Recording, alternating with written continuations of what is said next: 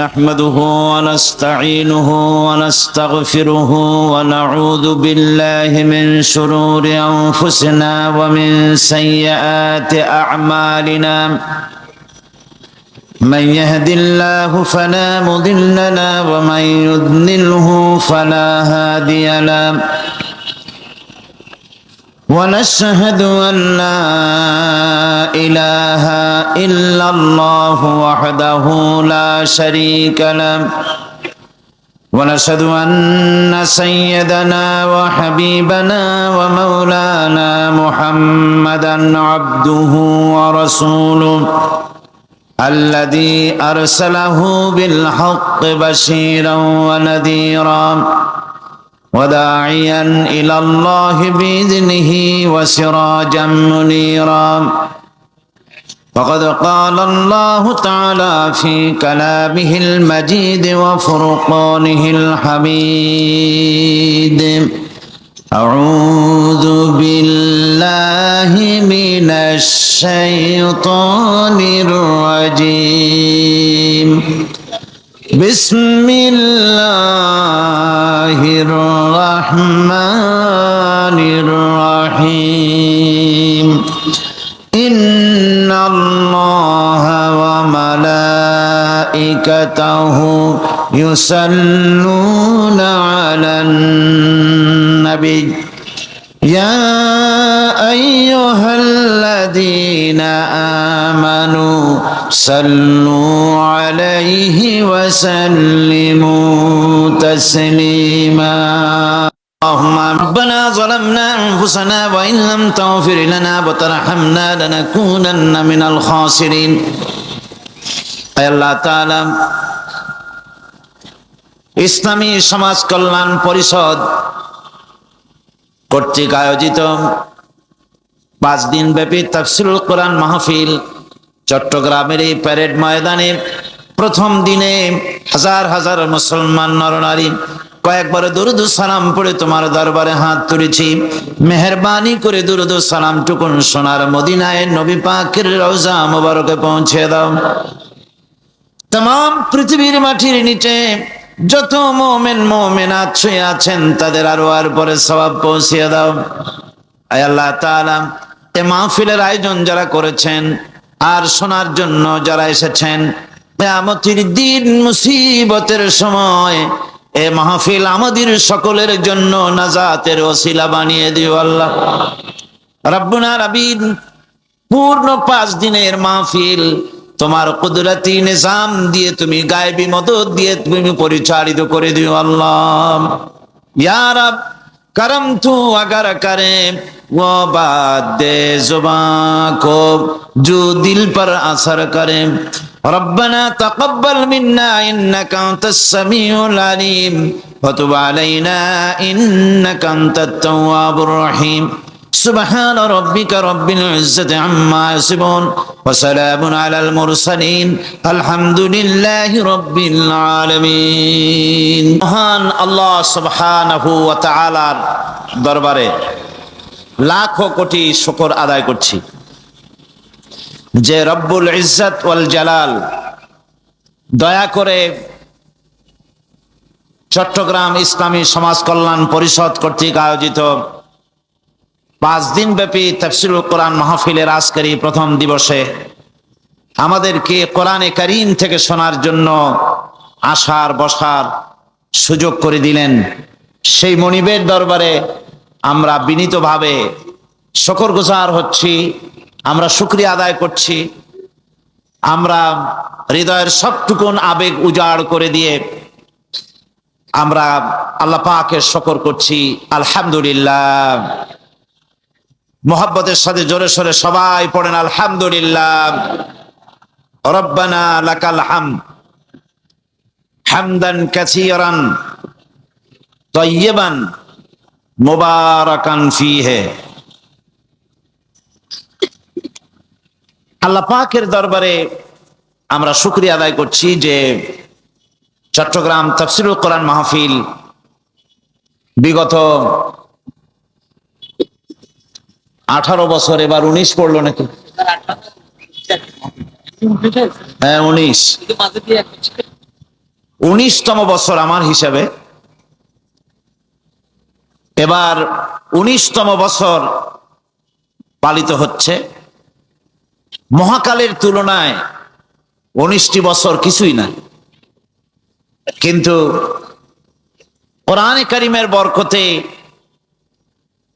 চট্টগ্রাম তাফসীরুল কোরআন মাহফিল এবারটা নিয়ে 19 বছরে পদার্পণ করলো, এবং এর মাধ্যমে অসংখ্য মানুষের মন মস্তিষ্কের ভেতরে কোরআনে কারিমের আজমত, কোরআনে কারিমের মোহাব্বত, কোরআনে কারিমকে অনুসরণ করার, কোরআনে কারিমের রাষ্ট্র পরিচালনার জন্যে যোগ্যতা, তৌফিক আল্লাহ পাক তার বান্দাদের মধ্যে দিয়েছেন।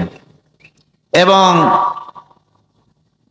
চট্টগ্রাম তাফসীরুল কোরআন মাহফিল আল্লাহ পাকের পক্ষ থেকে কোরআনের বরকতে এক আম মকবুলিয়ত হাসিল করেছে। এটা কোরআনে কারিমের বরকত, আর কিছুই না।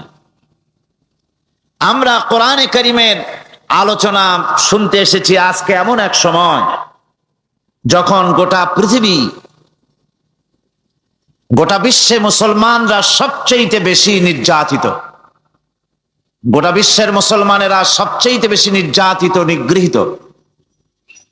Bosnia, Chechnya, Eritrea, Somalia, Philippine, Burma, Kashmir, গোটা পৃথিবীর সর্বত্র মুসলমানেরা আজ সবচাইতে বেশি নির্যাতিত, অবহেলিত, ঘৃণিত, নিন্দিত, নিগৃহীত হচ্ছে। আজকে বিশ্বব্যাপী মুসলমানদের উপর এই যে আযাব এবং গজব এসেছে, এর একমাত্র কারণ কোরআনে কারীম থেকে দূরে সরে যাওয়া। মহাকবি আল্লামা ইকবাল কি সুন্দর করেই না বলেছেন,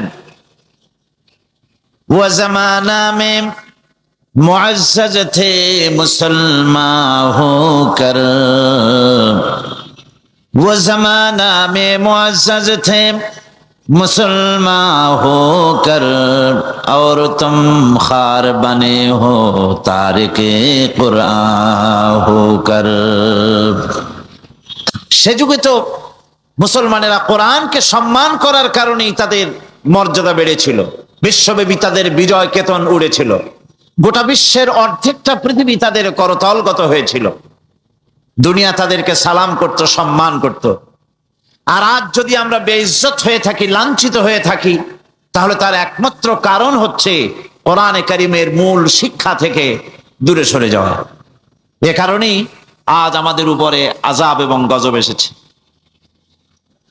কোরআনে কারীমের সমাজই পারে মানুষকে ভালো বানাতে, কোরআন পারে মানুষকে চরিত্রবান বানাতে, কোরআন পারে মানুষের মধ্যে মানুষের প্রতি ভালোবাসা, প্রেম, মহব্বত সৃষ্টি করে দিতে, বিশ্ব ভ্রাতৃত্বের সৃষ্টি করতে, সাদা কালোর ব্যবধান দূর করতে। কোরআন পারে নারীর অধিকার দিতে, কোরআন পারে শ্রমিকের শ্রমের মূল্য দিতে, কোরআনের সমাজ পারে গোটা বিশ্বের ভিতরে দল, মত, জাতি, ধর্ম নির্বিশেষে গোটা বিশ্ববাসীকে একই পরিবারভুক্ত করে দিতে পারে, শান্তিপূর্ণ একটি পরিবেশ সৃষ্টি করে দিতে পারে কেবলমাত্র কোরআন, একমাত্র কোরআন, শুধুমাত্র কোরআন। ঠিক কিনা বলুন?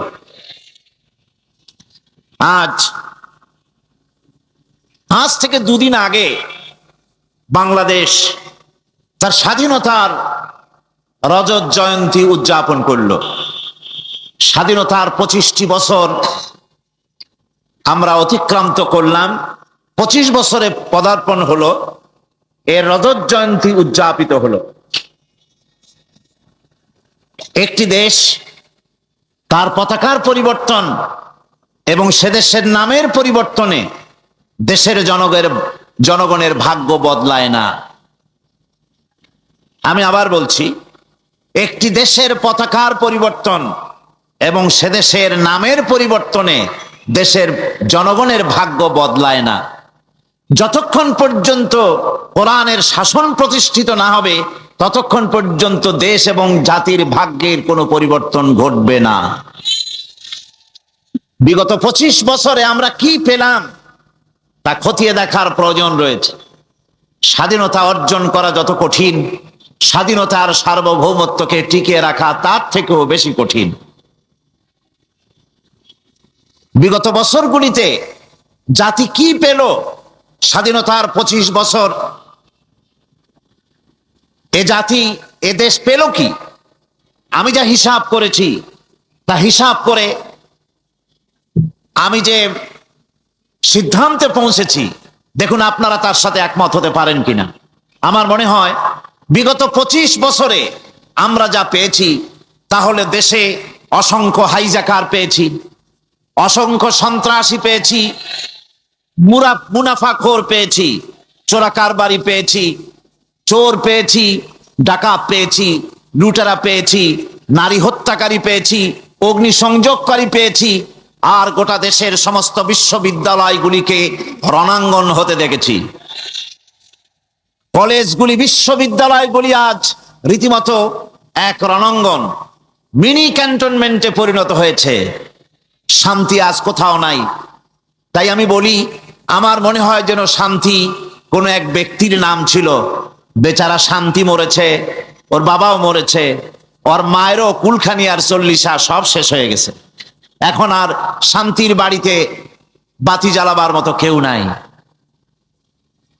এই যে দুরবস্থার সৃষ্টি হলো গোটা বাংলাদেশ জুড়ে, ব্যক্তিতে, পরিবারে, সমাজে, বাজারে, ঘাটে, রাজনীতিতে, না কোথায়। জন্ডিস শুধু এরশাদ সাহেবের হয় নাই, জন্ডিস আক্রান্ত হয়েছে বাংলাদেশের সমস্ত রাজনীতির অঙ্গনে। দেশের স্কুলগুলি, কলেজগুলি মারামারির এক বিরাট আখড়ায় পরিণত হয়ে গিয়েছে। যারা রক্ষক তারাই যদি হয় ভক্ষক, এর চাইতে দুঃখের আর কিছুই হয় না। মনে করেন এই প্যারেড ময়দান হয় যদি এক বেগুনের ক্ষেত, আর চতুর্দিকে যদি বেড়া দেওয়া হয় ছাগল গরু যাতে ভেতরে ঢুকতে না পারে, এজন্য বেড়া দেওয়া হলো। এখন ছাগল গরু আর আসবে কখন? খোদ বেড়াই বেগুন খাওয়া শুরু করে যদি দেয়, তাহলে যারে দিয়া ভূত ছাড়াবেন তারই যদি ভূতি ধরে, তাহলে তো আর কোনো উপায় থাকে না। সুতরাং আজ প্রশাসন, পুলিশ, তারা নিজেরা নিজেদের দায়িত্ব পালন করতে ব্যর্থ হচ্ছেন। আজকের পত্রিকাগুলি দেখে এমন কোন বিবেকবান মানুষ নাই যার ভিতরে বিবেক আছে। এমন কোন বিবেকবান মানুষ নাই যে কোনো দলের হোক, মতের হোক, তার চিন্তায় মাথা হেট হয়ে যাবে দেশ কোথায় যাচ্ছে। ময়মনসিংহ কৃষি বিশ্ববিদ্যালয় ঘুমন্ত নিরপরাধ ছাত্রদের উপরে যে হামলা হলো সরকারের ছত্রছায়ায়, তা ইতিহাসের বর্বরতার ইতিহাসকে ম্লান করে দিয়েছে। মধ্যযুগীয় বর্বরতার কায়দায় ইটের উপরে মাথা রেখে আর একটা ইট দিয়ে ঘা দিতে দিতে জীবন্ত মানুষের মাথাকে থেতলিয়ে দিয়েছে, আর পাশে দাঁড়িয়ে পুলিশ নীরব দর্শকের ভূমিকা পালন করছেন। এরপরে পুলিশ এলো, 4 জন লোক একটা একটা করে শিবিরের 4টা তাজা গোলাপ ফুল পৃথিবী থেকে সরিয়ে দেওয়া হলো, আর পুলিশ এসে মজলুম শিবিরের ছেলেগুলিকেই গ্রেফতার করলো। আমি মনে করি প্রশাসন এবং পুলিশ কর্তৃপক্ষ তারা তাদের দায়িত্ব পালন করতে পারছেন না, চাপে পড়ে। হয়তো যদি তাই হয়, বিবেকের বিরুদ্ধে যদি কাজ করতে হয়, তাহলে তেমন চাকরি ছেড়ে দিয়ে রিক্সা চালায়া জীবিকা নির্বাহ করা অনেক ভালো আমি মনে করি। আজকে দেশের এই চরম অবস্থার জন্য যারা দায়ী, আমরা শুধু আল্লাহ পাকের কাছে বলবো, রব্বুল আলামিন, এতগুলি মায়ের বুক যারা খালি করলো, তোমার নাম তো শুধু রহমান রহিমই নয়, তোমার নাম তো জব্বার এবং কাহারও। সুতরাং হয় তাদেরকে হেদায়েত করো, নইলে তাদের কবজা থেকে গোটা জাতিকে এবং দেশকে তুমি মুক্ত করে দাও। বন্ধুগণ, এই দুরবস্থার সৃষ্টি কেন হলো? এর কারণ কি? এদেশে মাদ্রাসা এডুকেশন, জেনারেল এডুকেশন, দুটি শিক্ষা ব্যবস্থা সমান্তরালে চলছে। আমাকে বলেন, সন্ত্রাসের কারণে কোন টাইটেল মাদ্রাসা, কোন ফাজেল মাদ্রাসা বন্ধ হয়েছে বলেন আপনারা? ঢাকা আলিয়া মাদ্রাসা মাঝে মধ্যে সন্ত্রাসের কারণে বন্ধ হয়, আর তার কারণ হলো তার পাশে হচ্ছে ইউনিভার্সিটি। সেই বিশ্ববিদ্যালয়ের যারা গুন্ডা প্রকৃতির আছে, তারা অস্ত্রের সাহায্যে চর দখল করার মতো মাদ্রাসার হোস্টেল দখল করে সেখানে কিছুটা অসুবিধার সৃষ্টি করে। এই একটি মাত্র মাদ্রাসা ছাড়া বাংলাদেশের কোন ফাজেল, কোন কামেল, কোন দাখিল মাদ্রাসাটা সন্ত্রাসের কারণে বন্ধ হয়েছে আপনারা বলেন? হয়েছে? এ কোন নজির আছে? নাই। তাহলে বিশ্ববিদ্যালয়, কলেজ এবং এই ধরনের শিক্ষাঙ্গনগুলিতে মারামারি হয়, মাদ্রাসাগুলিতে হয় না কেন? হয় না এই কারণে, যেহেতু মাদ্রাসাগুলিতে পড়ানো হয় কি? আল কোরআন। জোরে বলেন, কি পড়ানো হয়? আল কোরআন। কোরআনে কারীমের বরকতে, এর শিক্ষার মাধ্যমে তাদের ভিতরে চরিত্রের পরিবর্তন হয়ে যায়, মন মানসিকতার ভেতরে আল্লাহর ভয় এবং পরকালে জবাবদিহির অনুভূতি সৃষ্টি হয়। তাই এ শিক্ষায় শিক্ষিত হয়ে যারা বেরোয় তারা চরিত্রবান হয়, তারা দিনদার হয়, তারা ইমানদার হয়, তারা পরেজগার হয়। আর সেই শিক্ষাটাই বাদ দেওয়া হয়েছে। তাহলে আমি বলতে চাইলাম, বর্তমান যে অবস্থা, এই অবস্থার জন্য একমাত্র দায়ী সেকুলার শিক্ষা ব্যবস্থা, কোরআন হাদিস শিক্ষা ব্যবস্থায় না থাকা এবং কোরআনের শাসন, আল্লাহর আইন আর সৎ লোকের শাসনের অভাবেই আজকের এই দুরবস্থার সৃষ্টি হয়েছে। আমি আপনাদের সামনে এই ভূমিকাটুকুন রাখলাম কোরআনে কারীমের যেখান থেকে আলোচনা করব সেই জায়গা থেকে বলার জন্য। কারণ এই অবস্থার পরিবর্তন হবে না যতক্ষণ পর্যন্ত কোরআনে কারীমের শাসন প্রতিষ্ঠিত না হবে, কোরআনের কাঙ্ক্ষিত মানের জনগণ তৈরি না হবে, ততক্ষণ পর্যন্ত শান্তি হতে পারবে না। পতাকার পরিবর্তন হতে পারবে, দেশের নামের পরিবর্তন হতে পারবে, বোতল নতুন হতে পারবে, কিন্তু মত সেই পুরাতনটাই। কাজী আজকে দেশের এবং দশের, গোটা জাতির স্বার্থেই, দল মত নির্বিশেষে সকলের স্বার্থেই কোরআনে কারীম অনুধাবন করা সবচেয়ে বেশি জরুরি। গত বছর আমি যেখান থেকে আলোচনা করেছিলাম সে আলোচনা শেষ করতে পারিনি। 5 দিনের আলোচনা ছিল যেখান থেকে, সেই অসমাপ্ত আলোচনা এবারে সমাপ্ত করব বলে গত বছর ওয়াদা করেছিলাম। আপনারা দোয়া করুন আজ এবছর যেন এই আলোচনাটা কমপ্লিট করতে পারি। আল্লাহ রাব্বুল আলামিন এই তৌফিক যেন এই গোলামকে দান করেন। ওয়ামা তৌফিকি ইল্লা বিল্লাহ, সুবহানাকা লা ইলমা লানা ইল্লা মা আল্লামতানা, আলাইহি তাওয়াক্কালতু ওয়া ইলাইহি উনীব। মনিব যদি মেহেরবানি করে তৌফিক দেন তাহলেই বলতে পারবো, নইলে আমার ঝুলি তো একেবারেই খালি। আমি যে কি তা তো আমি নিজেই বুঝি, ঝুলি একেবারেই খালি। যদি দয়া করে আল্লাহ গায়ব থেকে মদদ দেন, এই বিশাল জনসমুদ্রকে শোনাবার মতো, বলার মতো কোরআন থেকে এমন কথা যা আমাদের মন মস্তিষ্কের মধ্যে আল্লাহর ভয়, রাসূলের মোহাব্বত, আল্লাহর মোহাব্বত পয়দা হয়, সুনাগরিক পয়দা হয়, এ ধরনের বক্তব্য, এ ধরনের কথা আল্লাহ পাক বলার তৌফিক যেন আমাদের দান করেন, শোনার তৌফিক দেন। পড়েন সবাই মোহাব্বতের সাথে জোরে সোরে। আউযু বিল্লাহি মিনাশ শাইতানির রাজিম। বিসমিল্লাহির রাহমানির রাহিম। বিতাড়িত মরদুদ শয়তানের ওয়াসওয়াসা থেকে পানাহ চাই পরম করুণাময় আল্লাহ রাব্বুল আলামিনের নামে। শুরু করছি। লাইসাল বিররা আন তুওয়াল্লু ওয়ুজুহাকুম কিবালাল মাশরিকি ওয়াল মাগরিবি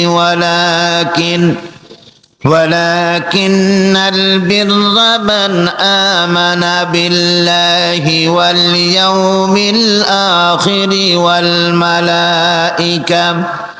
والملائكة والكتاب والنبيين وآتى المال على حبه ذوي القربى واليتامى والمساكين وابن السبيل والسائلين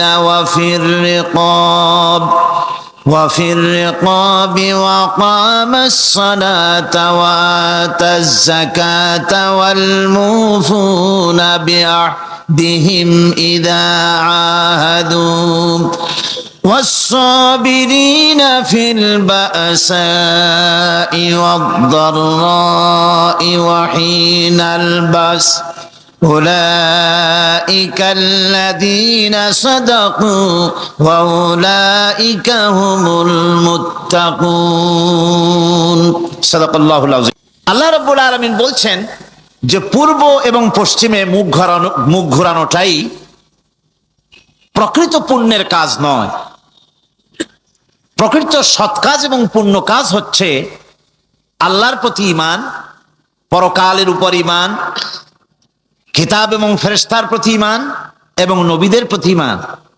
আল্লাহ এবং রাসূলের মহব্বতে উদ্বুদ্ধ হয়ে গরিব, মিসকিন, এতিম, প্রবাসী, পথচারী, প্রার্থী এবং গলদেশ মুক্ত দান, নামাজ প্রতিষ্ঠা, যাকাত আদায় করা, ওয়াদা পালন করা, বিপদ এবং মুসিবতে সবর ইখতিয়ার করা, এটাই হলো প্রকৃতপক্ষের পুণ্যের কাজ। উলাইকা আল্লাযীনা সাদাকু ওয়া উলাইকা হুমুল মুত্তাকুন, এরাই হচ্ছে যারা এখানে 10টি কথা বলা হয়েছে। মোট কত কথা বলা হলো? 10টি কথা বলা হয়েছে। কোরআনে কারীম আল্লাহ রাব্বুল আলামিন এখানে বলছেন এই কাজগুলি যারা করবে তারাই হচ্ছে ঈমানের দাবিতে সত্যবাদী এবং এরাই হচ্ছে মুত্তাকি। গত বছর এই 10টি কথার একটি কথা ঈমান বিল্লাহ, আল্লাহর প্রতি ঈমান। সেই ঈমান বিল্লাহর উপরে আমরা আলোচনা করেছিলাম কয়দিন মনে আছে? 4 দিন। ঈমান বিল্লাহর উপরে আমরা 4 দিন আলোচনা করেছি একটানা। তারপরে পঞ্চম দিনে যেহেতু সেটা মেরাজের রাত ছিল, এই জন্যে মাঝখানের কিছুটা বাদ দিয়ে নবুয়তের কথা, রিসালাতের কথা, মেরাজের কথা আলোচনা করেছিলাম। এবারে যেগুলি বাদ পড়েছিল গত বছর সেইগুলিকেই আলোচনা করা হবে ইনশাআল্লাহুল আজিজ। ঈমান বিল্লাহ তো আলোচনা হয়েছে, সে আলোচনা আপনারা শুনেছেন এবং এর হাজার হাজার ক্যাসেট ছড়িয়ে পড়েছে বিশ্বময়, আলহামদুলিল্লাহ। ইন্তেকাল আরবি শব্দ, মুনতাকিল হওয়া, ট্রান্সফার হওয়া। আমরা একটা জগতে ছিলাম, আর একটা জগতে এসেছি এবং এখান থেকে আমরা আর একটা জগতে ফিরে যাব। যেখানে আমরা ছিলাম ওই জায়গার কোনো কাইফিয়াত আমাদের মনে নাই। ওইটার নাম হচ্ছে আলমে আরওয়াহ। বলুন তো ওইটার নাম কি? আলমে আরওয়াহ, রুহের জগৎ। রুহের জগৎ থেকে আমরা এসেছি আলমে আসবাবে, বস্তু জগতে এসেছি। এই বস্তু জগৎ থেকে আমরা ট্রান্সফার করব, আমরা বিদায় হব, আমরা মুনতাকিল হব, আমরা ইন্তেকাল করব, চলে যাব আর একটা জগতে। সেই জগতের নাম হচ্ছে আলমে বারজাখ। ওই জায়গাটা, ওই দেশটা কেমন তার কোনো কাইফিয়ত আমাদের জানা নাই। কোনো ব্যক্তি মরে যাওয়ার পর ফিরে এসে আমাদেরকে বলে নাই যে ওই জায়গাটা এমন, কবরটা এমন, কবরে গেলে এই হয়। এগুলি কেউ ফিরে এসে আমাদের বলেন নাই। আমরা যা জেনেছি সবটা ভাষা কিছুই জানি নাই। এই জায়গাটা কম সময়, খুবই কম, আর যে জায়গায় যাব সেই জায়গাটা অনেক লম্বা। যেখানে আসি সে জায়গাটা এতই ছোট। আজকে পত্রিকায় দেখলাম এক গায়ক, তিনি শিল্পকলা একাডেমিতে 1 সেকেন্ডের বিশ্বাস নাই। এই 1 সেকেন্ডের বিশ্বাস নাই, গান গাওয়া শেষ করতে পারে নাই, বাস দুনিয়া থেকে বিদায় হয়ে গেছে। তার গানটার প্রথম লাইনই ছিল 1 সেকেন্ডের বিশ্বাস নাই। এই গানটা গাইলেন তিনি, লোকেরা আনন্দ করলো, হাতের তালির রেশ ফুরাতে পারে নাই, এর ভেতরেই তিনি বিদায় হয়ে গেলেন। দুনিয়াটা এতই ক্ষণস্থায়ী, মানুষের জীবনটা এতই ক্ষণস্থায়ী, কচু পাতার ওপরের পানি তারও তো কিছুটা স্থায়িত্ব আছে, টলমল করে, এই আছে এই নাই। মানুষের জীবনও এর থেকেও খুবই ছোট্ট, আর দুনিয়াটাও খুবই ক্ষণস্থায়ী। আর যেখানে যাব ওই জায়গাটা এত বিরাট, এত ব্যাপক, যার কোনো সীমা নাই, যার কোনো শেষ নাই, অনন্তকাল কত বছর থাকতে হবে তার কোনো সীমানাও আমাদের জানা নাই, কত বছর থাকা লাগবে। মৌলানা রুম বলেছেন হিসাব আমার কাছে একটা আছে। বলে সেটা কিরকম? তিনি বলেছেন একটা হিসাব আমি জানি, তা হচ্ছে এই পৃথিবী ভরা যদি থাকে সরিষা, আকাশ পর্যন্ত উঁচা, মৌলানা রুম আলাইহির রাহমা তিনি বলছেন, আর সপ্ত আকাশের উপরে থাকে যদি একটি ছোট্ট পাখি, ওই পাখিটা পৃথিবীতে এসে একটা দানা নিয়ে যাবে, 7 আকাশের উপরে রাখবে, 70,000 বছর বিশ্রাম করবে, আবার আসবে আর একটা দানা নিয়ে গিয়ে 7 আকাশের উপরে রেখে 70,000 বছর বিশ্রাম করবে।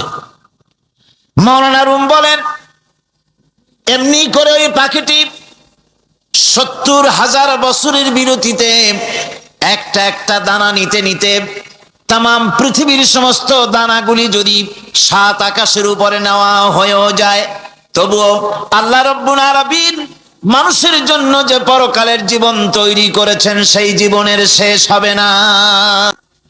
শুধু বিচারের দিনটা হবে 50 আলফা সানা মিম্মা তাউদ্দুন। দুনিয়ার হিসাব মতে যে তোমরা গণো, এই গণনা মতে 24 ঘন্টার দিন, 7 দিনের সপ্তাহ, 30 দিনের মাস, 52 সপ্তাহের বছর, এইভাবে করে মাস দিন যেভাবে তোমরা গণনা করো, 50,000 বছর পৃথিবীর, 50,000 বছর যত বড় লম্বা, কিয়ামতে শুধু বিচারের দিনটাই হবে এত বড় লম্বা। সুবহানাল্লাহ। সুতরাং সেই পরকাল, এই পরকালের উপরে বিশ্বাস, এটা হলো সবচেয়ে গুরুত্বপূর্ণ একটি বিষয়। কোরআনে কারিমে সম্ভবত এমন কোন পৃষ্ঠা নাই যেখানে সরাসরি অথবা আকারে ইঙ্গিতে পরকালের কোনো কথা বলা হয় নাই। সম্ভবত কোরআনে কারিমের এমন কোন পৃষ্ঠা নাই। কোরআনে কারিমের ভেতরে মওত, হাসর, জাহান্নাম, জান্নাত, তারপরে সিরাত, মিজান, মানাজির কিয়ামত ইত্যাদি, অর্থাৎ মৃত্যুর পরের জীবন সম্পর্কে আল্লাহ পাক কোরআনে যা আলোচনা করেছেন তা যদি এক জায়গায় করা যায়, তা অন্তত গোটা কোরআন শরীফের 1/3 10 পারার সমান হয়ে যাবে। এখন চিন্তা করেন বিষয়টা কতই গুরুত্বপূর্ণ, যার জন্য কোরআনে কারিমে এতটা বিরাট, কোরআনের 1/3 আল্লাহ পাক পরকাল সম্পর্কে আলোচনা করেছেন। খুবই গুরুত্বপূর্ণ বিষয়। এই পরকালের উপরে যারা ঈমান আনবে না, পরকালকে যারা বিশ্বাস করবে না, তাদের সম্পর্কে আল্লাহ পাক বলছেন والذين كذبوا بآياتنا ولقاء الآخرة حبطت أعمالهم। পরকালকে যারা বিশ্বাস করবে না, আখিরাতের দিনের পরে যাদের ঈমান থাকবে না, যারা বিশ্বাস করবে না, তাদের জীবনের সমস্ত ভালো কাজগুলি আল্লাহ রাব্বুল আলামিন বরবাদ করে দিবেন। তাদের জীবনের কোনো কাজের কোনো মূল্য নাই, সমস্ত কাজগুলি নিষ্ফল, বেকার, যারা নাকি পরকালকে বিশ্বাস করবে না। পরকালের বিশ্বাসটাই হচ্ছে মানুষের জীবনের সবচাইতে নৈতিকতার মূল ভিত্তি। একটা মানুষের চরিত্র ভালো হওয়ার জন্য পরকালের বিশ্বাসটা সবচেয়ে বড় জিনিস। মানুষ ভালো মন্দ, পরকালের দরকারটা কি? প্রশ্ন উঠতে পারে, পরকালটা না হলে কি হইতো? পরকালটা এই জন্য হবে, এই জন্য দরকার যে পৃথিবীতে মানুষ অনেক ভালো কাজ করে, আবার অনেক খারাপ কাজও করে, দুরকমই করে। যত ভালো কাজ করে, এই ভালো কাজের পুরস্কার পৃথিবীতে দেওয়া সম্ভব নয়। একটা মানুষ এত ভালো কাজ করলো, নামাজ পড়লো, রোজা রাখলো, হজ করলো, যাকাত দিল, তারপরে আল্লাহর দ্বীন প্রতিষ্ঠার জন্য কষ্ট করলো, জেল খাটলো, জরিমানা দিল, ফাঁসির মঞ্চে চড়লো, তার এত ভালো কাজের পুরস্কার এই পৃথিবীতে দেওয়া সম্ভব নয়। এজন্য এমন একটা সময় দরকার যেখানে এগুলির এই বিরাট একটা লম্বা সময় তাকে পুরস্কার দেওয়া যায়, সেজন্য পরকালের প্রয়োজন। আবার পৃথিবীতে এমন বহু লোক আছে যারা এত অন্যায় করে যে অন্যায়ের শাস্তি পৃথিবীতে এই সীমিত সময় দেওয়া সম্ভব নয়। যেমন দৃষ্টান্ত দিতে গিয়ে আমি বলি যে একটা মানুষ যদি একটা মানুষকে হত্যা করে, তাহলে আপনি তাকে ওই একটা হত্যার বিনিময়ে তাকেও আপনি হত্যা করলেন, তাকেও ফাঁসি দিয়ে দিলেন। কিন্তু একটা মানুষ যদি লক্ষ লক্ষ মানুষ হত্যার কারণ হয়, একটা মানুষ যদি অনেকগুলি মানুষ মারে, তাহলে অনেকগুলি মানুষ মারার শাস্তি তো একটা জীবনের উপরে আপনি দিতে পারেন না। তাকে তো, তার জীবন তো একটাই, তার জীবন কয়টা? একটা গুলি করলেন, ফাঁসিতে দিলেন, তার একটা জীবন গেল। কিন্তু সে তো মেরেছে অনেক, তার কারণে তো লক্ষ লক্ষ মরছে। কাজী এই শাস্তি পৃথিবীতে দেওয়া সম্ভব নয় বলে এমন একটা জায়গা দরকার যেখানে এই ধরনের বড় রকমের শাস্তি, দীর্ঘমেয়াদী শাস্তি দেওয়া যায়, শরীরটাও সেরকমের বানানো যায়। এই ধরনের করে একটি জায়গা দরকার। সেই জায়গার নাম হচ্ছে পরকাল, সেই জায়গাটার নাম হচ্ছে আখিরাত। এজন্য কমন সেন্সের, সাধারণ জ্ঞানের দাবিও পরকাল প্রয়োজন। আর পরকালের ভিত্তিতেই মানুষের চরিত্র গঠন হতে পারে। মনে করেন একজন অফিসার, তিনি জানেন তাকে দেখার কেউ নাই, তার যা খুশি তিনি তা করতে পারেন, তার পেছনে কোনো গোয়েন্দা বিভাগের লোক লাগানো নাই। এই চিন্তা যদি তার থাকে, তাহলে ঘুষের টাকা খাওয়া, স্বজন প্রীতি করা তার জন্য কি অসম্ভব না সম্ভব? খুবই সম্ভব। আরেকজন অফিসার, তিনি যদি জানেন যে না, আমাকে দেখার মতো লোক আছে, আমার পেছনে গোয়েন্দা বিভাগের লোক না, এই চিন্তা যদি থাকে, তাহলে এই দুইজন অফিসারের আচরণ এক হবে? কখনই হবে না। একজনের আচরণ হবে খুবই সংযত, আরেকজনের আচরণ হবে খুবই অসংযত। সুতরাং পরকালে যে বিশ্বাসী ব্যক্তি, সে ব্যক্তি চুরি, ডাকাতি, জেনা, ব্যভিচার, হত্যা, ধর্ষণ ইত্যাদি থেকে তিনি হবেন মুক্ত। আর যে ব্যক্তি পরকালকে বিশ্বাস করবে না, তার দ্বারা হবে না এমন কোনো কাজ নাই, সবকিছুই তার দ্বারা সম্ভব। এরপরে আল্লাহ পাক বলছেন যে পরকাল বিশ্বাস মানুষকে দায়িত্ববান বানায় দেয়। পরকালের বিশ্বাস মানুষকে কি বানায়? দায়িত্ববান বানায়। যেহেতু তোমার তো খালি খালি সৃষ্টি করা হয় নাই। আল্লাহ রাব্বুল আলামিন কোরআনে কারীমের মধ্যে বলছেন, আফাহাসিবতুম আন্নামা খালাকনাকুম আবাসা ওয়া আন্নাকুম ইলাইনা লা তুরজাউন। লোকেরা কি ভেবেছে? তোমরা কি এটাই মনে করেছো যে আমি তোমাদেরকে এমনি এমনি সৃষ্টি করেছি আর তোমাদেরকে আমার কাছে ফিরে আসতে হবে না? এটাই কি ভেবেছো তোমরা? তোমাদেরকে সৃষ্টি করা হয়েছে এবং তোমাদেরকে আমার দরবারে সকলকেই ফিরে আসতে হবে। পৃথিবীতে এমন কেউ নাই যে পৃথিবীতে টিকে থাকতে পারবে, সমস্ত মানুষকেই আল্লাহর দরবারে ফিরে যেতে হবে। আল্লাহ পাক কোরআনে কারীমের অন্যত্র বলেছেন, আয়াহসাবুল ইনসানু আইয়ুতরাকা সুদা। মানুষ কি ভেবেছে যে আমি তাকে নিরর্থক সৃষ্টি করেছি, তার কোনো হিসাব হবে না, তার কোনো দেখার মতো কেউ নাই, তাকে এমনি এমনি আমি সৃষ্টি করেছি? তা না। প্রত্যেকটি মানুষকেই বিচক্ষণতার দাবি হিসেবে সৃষ্টি করা হয়েছে এবং তার সব কিছুকেই দেখা হচ্ছে। আল্লাহ পাক সব দেখতে পাচ্ছেন, তার নজরের সামনে আছে। আল্লাহ পাক দেখেন এবং শোনেন। আমরাও দেখি, আমরাও শুনি, কিন্তু আল্লাহ পাকের দেখা আর আমাদের দেখা, আল্লাহর শোনা আর আমাদের শোনা একরকম নয়। আমরা এই মাহফিলের বাইরে কি হচ্ছে আমরা দেখতে পাই না, ঠিক কিনা গণ? রাতের বেলায় আমরা আমাদের নিজেদেরকেও দেখি না, এমনকি আমরা আমাদের পেছনে কি হয়, পিছনে কি আছে তাও দেখি না। আপনারা যে আমার সামনে বসে আছেন, আপনাদের পেছনে লোকটা কি করতেছে? মেঘ হলে মেঘের উপরে কি হয় দেখতে পাই না, কুয়াশার মধ্যে দেখতে পাই না, গাছের আড়ালে কি দেখতে পাই না, পাহাড়ের আড়ালে কি দেখতে পাই না। তারপরে শোনার ব্যাপারে একটা নির্ধারিত এলাকার আওয়াজ আমাদের কানে আসে, এর বাইরের কিছু আমরা শুনতেও পাই না। আল্লাহ রাব্বুল আলামিনের কি এরকম অবস্থা নাকি? কি বলেন, এরকম অবস্থা?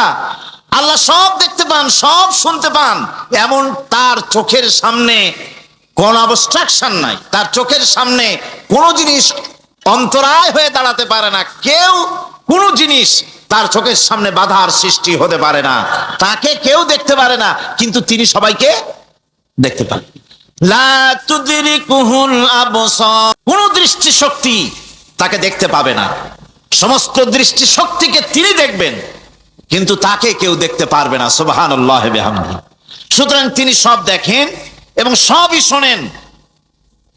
এই বিশ্বাস মানুষকে দায়িত্ববান বানায়। এই বিশ্বাস মানুষকে কি বানায়? জোরে গান, দায়িত্ববান বানিয়ে দেয়।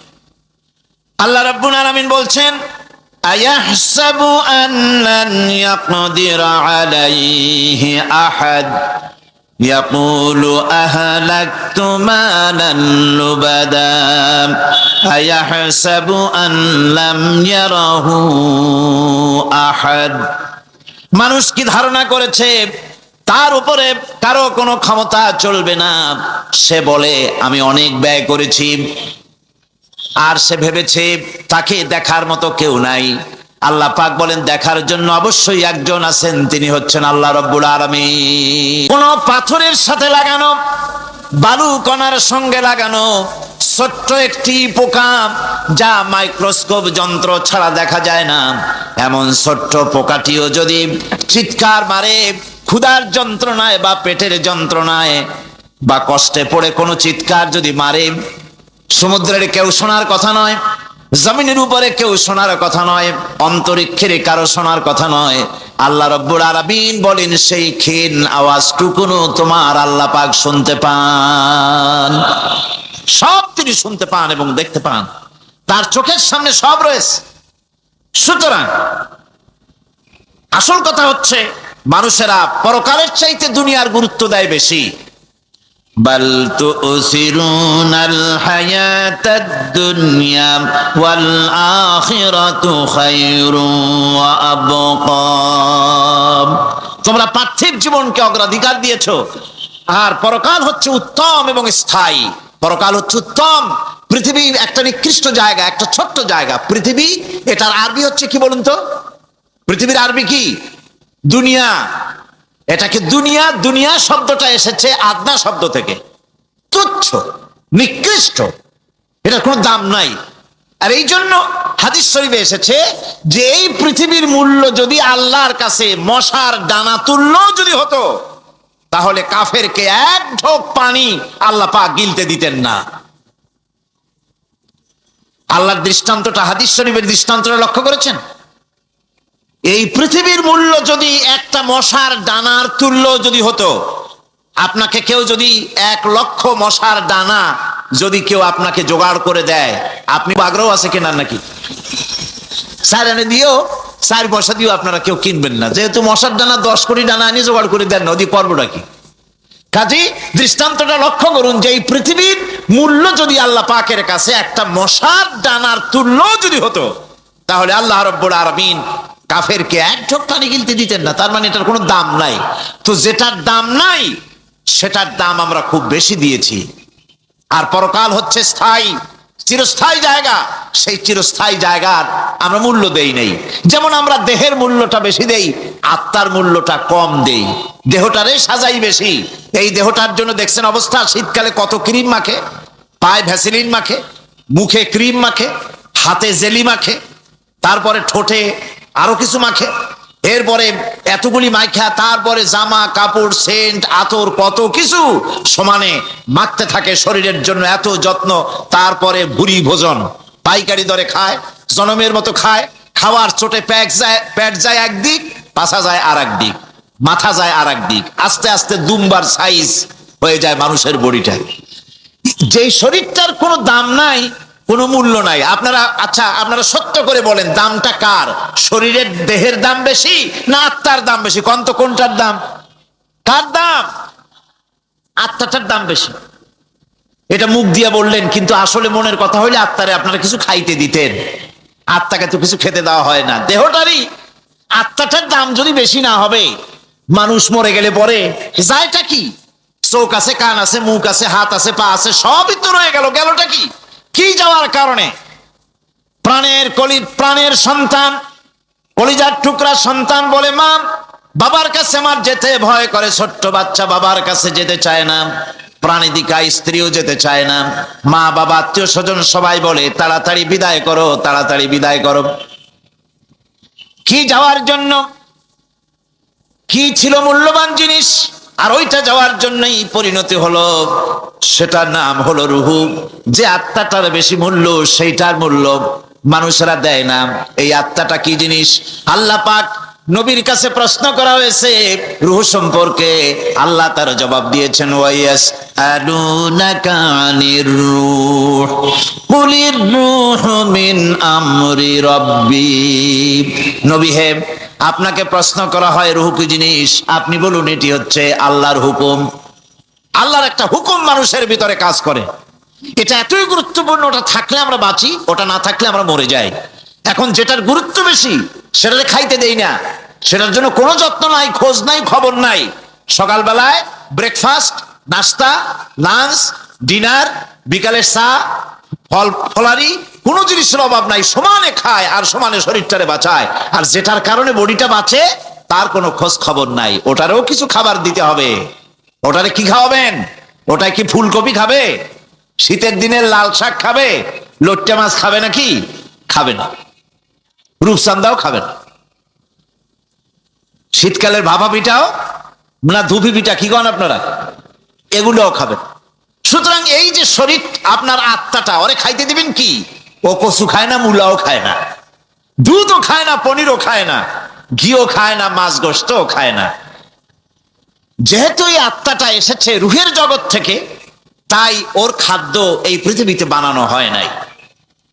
দেহ তৈরি হয়েছে মাটি থেকে, মাটির উপাদান দিয়ে, সেজন্য তার খাদ্য বানানো হয়েছে মাটির উপাদান দিয়ে।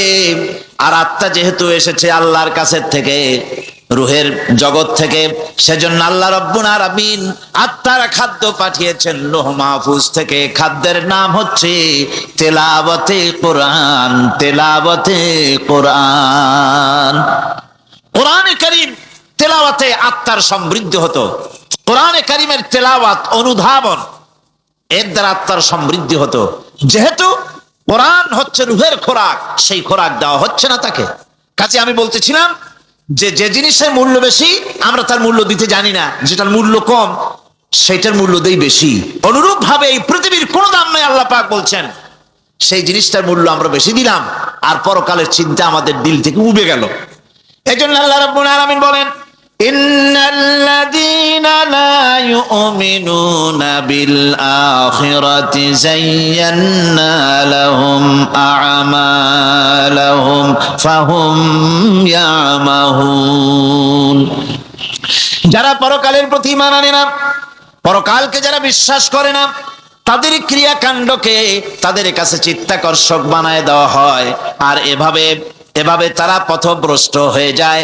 দুনিয়া তাদের কাছে বেশি মজা লাগে, দুনিয়াটা বেশি ভালো লাগে। কয় হুজুর, তাফসীরের মাহফিল ভালো লাগে, আবার যখন কীর্তন শুনতে যাই, সিনেমা দেখতে যাই, তাও খারাপ লাগে না, তাও ভালো লাগে। মিলাদ শরীফও ভালো লাগে, কীর্তনও ভালো লাগে, ওয়াজ মাহফিলও ভালো লাগে, গানও ভালো লাগে, সিনেমাও ভালো লাগে। এই যে দুই জিনিস ভালো লাগে, এটা হলো মুনাফিকি রোগ। এটা কি রোগ? আমরা সেই মুসলমান।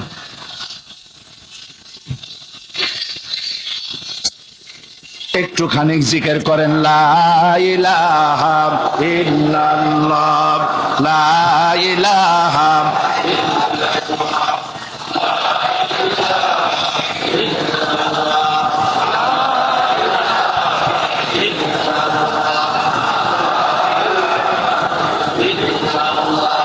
লা ইলাহা ইল্লাল্লাহু মুহাম্মাদুর রাসূলুল্লাহ। সমুদ্রের ঢেউকে, দাজলা নদীর ঢেউকে আল্লামা ইকবাল স্মরণ করায় দিচ্ছেন, ও দরিয়ার ঢেউ, ऐ मौजूदा जिला तू भी पहचानती है हमको, अब तक है तेरा दरिया अफसाना हमारा। হে টাইগ্রিসের উত্তাল উত্তাল তরঙ্গমালা, নিশ্চয় তোমার ভুলে যাওয়ার কথা নয় যে তোমার উপর থেকেই আমরা দরিয়া পার হয়ে উপরে গিয়ে কালেমার পতাকা উড্ডীন করেছিলাম। আমরা সেই মুসলমান। আজ ইসলামী চেতনা হারায়া আমরা আজকে দুনিয়ার মধ্যে সবচাইতে লাঞ্ছিত, পদদলিত, হেয় প্রতিপন্ন জাতিতে পরিণত হয়েছি। আমার ভাইরা, মহাকবি, বিশ্বকবি, কবি সম্রাট আল্লামা ইকবাল রহমতুল্লাহ আলাইহি সুন্দর করে বলেছেন, মুসলমানদেরকে লক্ষ্য করে বলেছেন, ঘোষণা করো, বাতিলদেরকে জানায়া দাও, আমরা মাথা নত করার জাতি নই। আমরা মাথা নত করার জাতি? ভারত আজ আমাদের দিকে চোখ রাঙায়, ভারত চোখ রাঙায় তাকায় আমাদের দিকে, দুনিয়ার অনেকেই আমাদের দিকে চোখ রাঙায়। বিশ্বকবি আল্লামা ইকবাল বলেছেন, বাতিল সে দবনে ওয়ালে আয়া সমা নেহি হাম, बातिल से दबने वाले आया आसमा नहीं हम, सौ बर कर चुका है तू इम्तिहान हमारा। বাতিলের সামনে মাথা নত করার জাতি আমরা নই। ওই আকাশ সাক্ষী, ওই জমিন সাক্ষী। অসীম দয়াময়, অনন্ত দাতা মহান আল্লাহ রাব্বুল আলামিন বান্দা যখন গুনাহ করে তার কাছে ফিরে আসে, মাফ চায়, তওবা করে, তখন আল্লাহ ক্ষমা করে দেন। ইবনে জারীর তাবারীর একটি বর্ণনা এসেছে, হযরত আবু হুরায়রা রাদিয়াল্লাহু তাআলা আনহু তিনি বলছেন যে আমি ইশার নামাজ পড়ে মসজিদে নববী থেকে ইশার নামাজ পড়ে ঘরে আসতেছিলাম। ঘরে আসার সময় দেখি আমার দরজার কাছে একজন মহিলা দাঁড়ানো।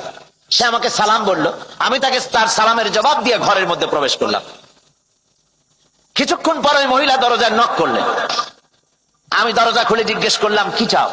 তিনি বললেন যে আমি শয়তানের ওয়াসওয়াসায় পড়ে জিনা করেছি এবং এই জিনা করার পর আমি গর্ভবতী হয়েছি, এরপরে একটা সন্তান হয়েছে, আমি সেই সন্তানকেও মেরে ফেলে দিয়েছি। এখন আমার বাঁচার পথ কি? আমার এখন এই গুনাহ মাফ হওয়ার পথ কি? হযরত আবু হুরায়রা রাদিয়াল্লাহু তাআলা আনহু বলছেন যে অসম্ভব, তোমার এই গুনাহ মাফ হবে না। মহিলা তখন যাওয়ার সময় কাঁদতে কাঁদতে কপালে আঘাত করতে করতে যাচ্ছিল, যে আহারে, শরীরের এই রূপ, এই যৌবন, এই সৌন্দর্য কি তৈরি হয়েছিল জাহান্নামের আগুনে জ্বলার জন্য? এইভাবে করে চিৎকার দিতে দিতে মহিলা যাচ্ছিল। হযরত আবু হুরায়রা বলেন, আমি সকালবেলায় আল্লাহ রাসূলের সঙ্গে ফজরের নামাজ আদায় করে আল্লাহ নবীকে ঘটনা শোনালাম। বললাম, হে রাসূল, আমি তো মহিলাকে এইরকম জবাব দিয়েছি। হযরতে আবু হুরায়রা দৌড়ে গেলেন, বললেন, আমি ছুটতে লাগলাম, এমন ভুল আমি কথা বলেছি। মহিলা তো হতাশ হয়ে গিয়েছে। তিনি খুঁজতে খুঁজতে মহিলাকে পেয়ে গেলেন, যে বলেন, ও মহিলা, আল্লাহর হাবিব তোমার সম্পর্কে এই কথা বলেছেন, তুমি যদি তওবা করো আল্লাহ রাব্বুল আলামিন তোমাকে মাফ করে দিবেন, আর তোমার দোষ ত্রুটিগুলির বিনিময় আল্লাহ তোমাকে নেক দিয়ে বদলায় দিবেন, তোমাকে আল্লাহ মাফ করবেন। মহিলা শোনা মাত্র আল্লাহু আকবার বলে চিৎকার মেরে সেজদায় পড়ে গেলেন। তিনি প্রাণ ভরে কাঁদলেন আর বললেন, আল্লাহ, তোমার দরবারে শুকরিয়া আদায় করি যে আমার মতো গুনাহগারের জন্য তুমি যে তওবার দরজা খোলা রেখেছো। তিনি তার নিজের দাসীকে এবং তার বাচ্চাকে, কৃত দাসীকে আল্লাহ শকরার্থে মুক্ত করে দিলেন। আমার ভাইয়েরা, এভাবে করে যারা নাকি আল্লাহর দরবারে যারা এভাবে মাপ চায়, আল্লাহ পাক তাদেরকে মাফ করে দিবেন। তওবা করার জন্য রব্বুল আলামিন পথ খুলে রেখে দিয়েছেন। আবার অন্য হাদিসে এসেছে হযরতে রাসূল পাক সাল্লাল্লাহু আলাইহি ওয়াসাল্লামের কাছে এক বৃদ্ধ এসে বলেছিলেন, হে আল্লাহর নবী, আমি যত গুনাহ করেছি সমস্ত গুনাহ যদি দুনিয়ার মানুষেরকে ভাগ করে দেওয়া হয় তাহলে একযোগে সব মানুষকে তা ডুবাইয়া ছাড়বে, এত গুনাহ আমি করেছি। এমন কোন গুনাহ নাই যে আমি করি নাই। হে আল্লাহর রাসূল, আমার এই গুনাহ মাফ হবে নাকি? আল্লাহর নবী বলেন, তুমি কি মুসলমান হয়েছো? লোকটি বলল, হুজুর, আমি মুসলমান হয়ে গেছি। আশহাদু আল্লা ইলাহা ইল্লাল্লাহু ওয়াহদাহু লা শারীকা লাহু ওয়া আশহাদু আন্না মুহাম্মাদান আবদুহু ওয়া রাসূলুহু। পড়েন সবাই, আশহাদু আল্লা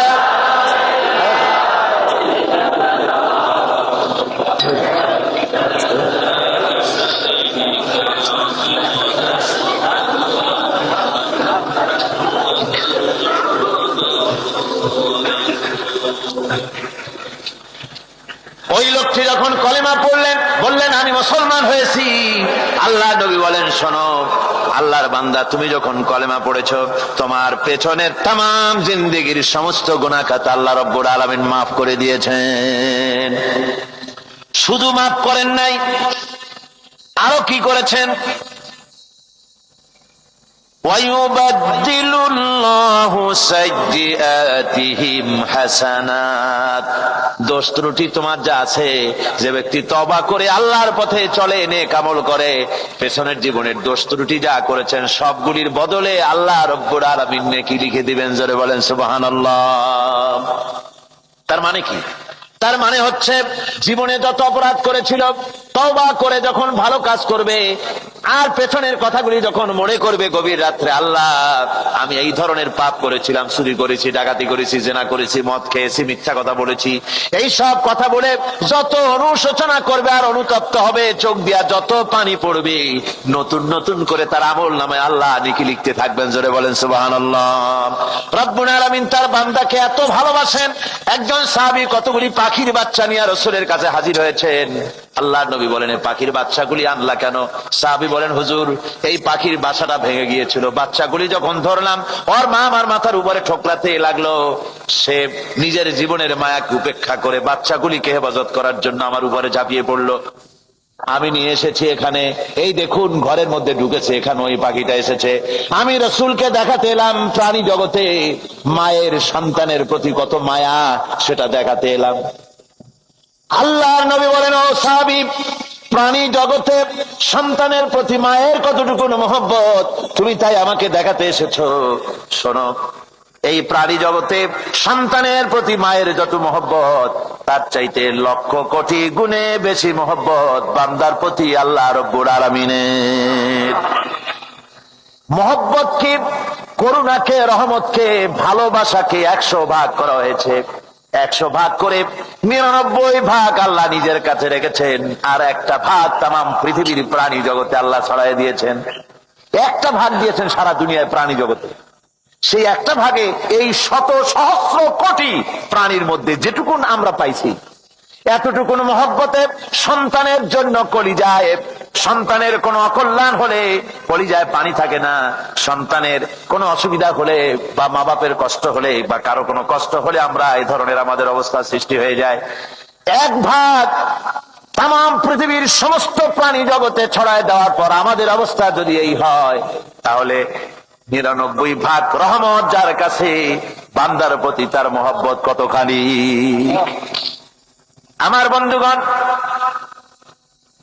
রাসূল পাক সাল্লাল্লাহু আলাইহি ওয়াসাল্লাম বলেছেন, ও সাহাবীরা, একজন লোক উটের পৃষ্ঠে যাচ্ছিল কোথাও, উটের পৃষ্ঠে তার খাবার আছে, পানিও আছে, যেতে যেতে মরুদ্যানের মধ্যে সে বিশ্রাম করলো। ঘুমের থেকে জেগে দেখে উট নাই, খাবার নাই, পানিও নাই। বড় লোকটা কেমন পেরেশান হয়। সাহাবীরা বলেন, হুজুর, উট হচ্ছে মরুভূমির জাহাজ, উট হারায় গেছে, টাকা পয়সা যা ছিল, খাদ্য খাবার ছিল, সব চলে গেছে, এর থেকে পেরেশানি তো আর কিছুই হয় না। হুজুর বলেন, লোকটা খানিকক্ষণ চিন্তা ভাবনা করতে করতে কিছুক্ষণ পর দেখলো উট ফিরে এসেছে, সমস্ত টাকা তার ওই খাদ্য আর পানিও নিয়ে হাজির হয়ে গেছে। বলো কেমন খুশি হয়? হুজুর, হযরত সাহাবীরা বলেন, হুজুর, এর থেকে খুশি আর কি হতে পারে? লোকটার দিল তো ভরে যাবে। আল্লাহর নবী বলেন, ওগো সাহাবীরা, কোন বান্দা যদি আল্লাহ থেকে নাফরমান হয়ে যায়, নামাজ ছেড়ে দেয়, জিনা ব্যভিচার বদমাশি নাফরমানিতে যদি যখন লিপ্ত হয়ে যায়, উঠারা ব্যক্তি উট পাওয়ার জন্য যেমন পেরেশানি বোধ করে, আল্লাহ রাব্বুল আলামিন তার ওই নাফরমান বান্দার জন্য, আল্লাহ রাব্বুল আলামিন ফিরে আসার জন্য আল্লাহ রাব্বুল আলামিন চান। বান্দা যখন, নাফরমান বান্দা নিজের গুনাহ বুঝতে পেরে যখন সেজদায় পড়ে গিয়া কান্দে, রব্বুল আলামিন আমার গুনাহ মাফ করে দাও, এইভাবে যখন কাঁদতে থাকে, রব্বুল আলামিন, আল্লাহর হাবিব বলেন, উঠা ব্যক্তি উঠ ফেলে পড়ে, ওই ব্যক্তি যত খুশি হন। কোন নাফরমান বান্দা যখন সেজদায় পড়ে যায়, আল্লাহ রব্বুল আলামিন এর চাইতে লক্ষ কোটি গুণে বেশি খুশি হয়ে যান। কোরআনের আয়াত শুনে কাফেররা বারবার বিস্মিত হয়েছে, যেমন বিস্মিত হয়েছিলেন হযরত ওমর রাদিয়াল্লাহু তাআলা আনহু ইসলাম গ্রহণ করার পূর্বে। এভাবেই অনেকে শুধুমাত্র কোরআন শুনে ইসলামের দাওয়াত কবুল করেছিলেন। কাফির বেঈমানেরা তারা রাসূল পাক সাল্লাল্লাহু আলাইহি ওয়াসাল্লামের মুখে তেলাওয়াত শুনে তারা বলতে লাগলো যে মুহাম্মদ সাল্লাল্লাহু আলাইহি ওয়াসাল্লাম বোধহয় কবি হয়ে গেছে। কবি না হলে পরে এমন সুন্দর করে তিনি কোরআনে কারীমকে মিলিয়ে মিলিয়ে তিনি বলেন কি করে। কোরআন শরীফের রচনা শৈলী, কোরআনের বাচন ভঙ্গি, কোরআনের যে লালিত্য, এর যে মাধুর্য, এর যে বর্ণনার গাম্ভীর্য, এটা মানুষকে মোহমুগ্ধ করে, মানুষকে তার চিত্তকে আকৃষ্ট করে। মানুষ মুগ্ধ হয়ে যায়। যে কোরআন বোঝে না, শুধু তেলাওয়াত শোনে, তেলাওয়াত যদি খুব সুন্দর হয়, কোরআন বোঝে না এমন লোকও চোখ থেকে পানি গড়াতে দেখেছি। সুবহানাল্লাহ ওয়া বিহামদিহি।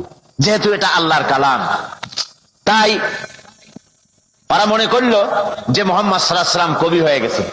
যেমন হযরত ওমর ফারুক রাদিয়াল্লাহু তাআলা আনহু, তিনি রাসূল পাক সাল্লাল্লাহু আলাইহি ওয়াসাল্লামের পেছনে ঘুরতেছিলেন, হুজুরকে কোথাও পেলে পরে হুজুরকে নির্যাতন করবে।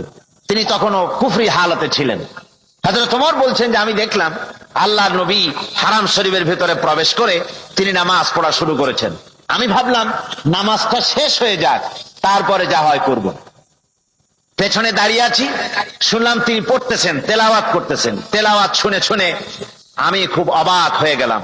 আমি ভাবলাম যে এটা কি কোনো জেন শিখায় দিচ্ছে, না এটা কি, জিনিসটা কি, কোন জেনের কথা নাকি, বিষয়টা কি, এত সুন্দর ভালো লাগে শুনতে। হযরত ওমর বলেন, আমি যখন মনে মনে চিন্তা করতেছিলাম এটা কোন জেনে শিখায় দেওয়া কথা নাকি, তখন আল্লাহর নবী নামাজের ভেতরে আমার কথার জবাব দিলেন। তিনি পড়লেন, ইন্নাহু লাকাউলু রাসূলিন কারীম। এটা হচ্ছে মহান বার্তাবাহকের বর্ণনা। হযরত ওমর বলেন, আমি মনে মনে ভাবলাম মুহাম্মদ সাল্লাল্লাহু আলাইহি ওয়াসাল্লাম নিশ্চয়ই কবি হয়েছেন, নইলে এত সুন্দর করে মিলিয়ে মিলিয়ে বলেন কি করে। কোরআনের আয়াতগুলির কি অপূর্ব মিল। আপনারা কোরআন যদি পড়েন দেখবেন, কোরআন শরীফ যদি আপনি তাড়াতাড়ি করে পড়েন, মনে হবে আপনি যেন কোনো প্রবন্ধ, কোন গদ্য পড়তেছেন। আর যদি প্রতি আয়াতে থেমে থেমে পড়েন, তাহলে মনে হবে আপনি যেন কোনো কবিতা পড়তেছেন। সুবহানাল্লাহ ওয়া বিহামদিহি। কোরআনে কারীমের বর্ণনা ভঙ্গি এতই সুন্দর। ওয়াশ-শামসি ওয়া দুহাহা ওয়াল কামারি ইযা তালাহা ওয়ান নাহারি ইযা জাল্লাহা। পুরা সূরাটাই শুধু শেষের দিকে হার হা, কি সুন্দর মিলান।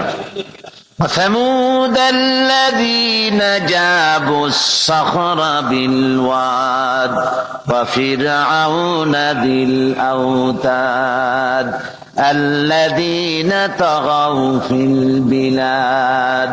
এখানে যত পড়তে থাকবেন শেষের দিকে ডাল দিয়ে আল্লাহ মিলাই দিয়েছেন। আবার وجوه يومئذ ناعمة لسعيها راضية।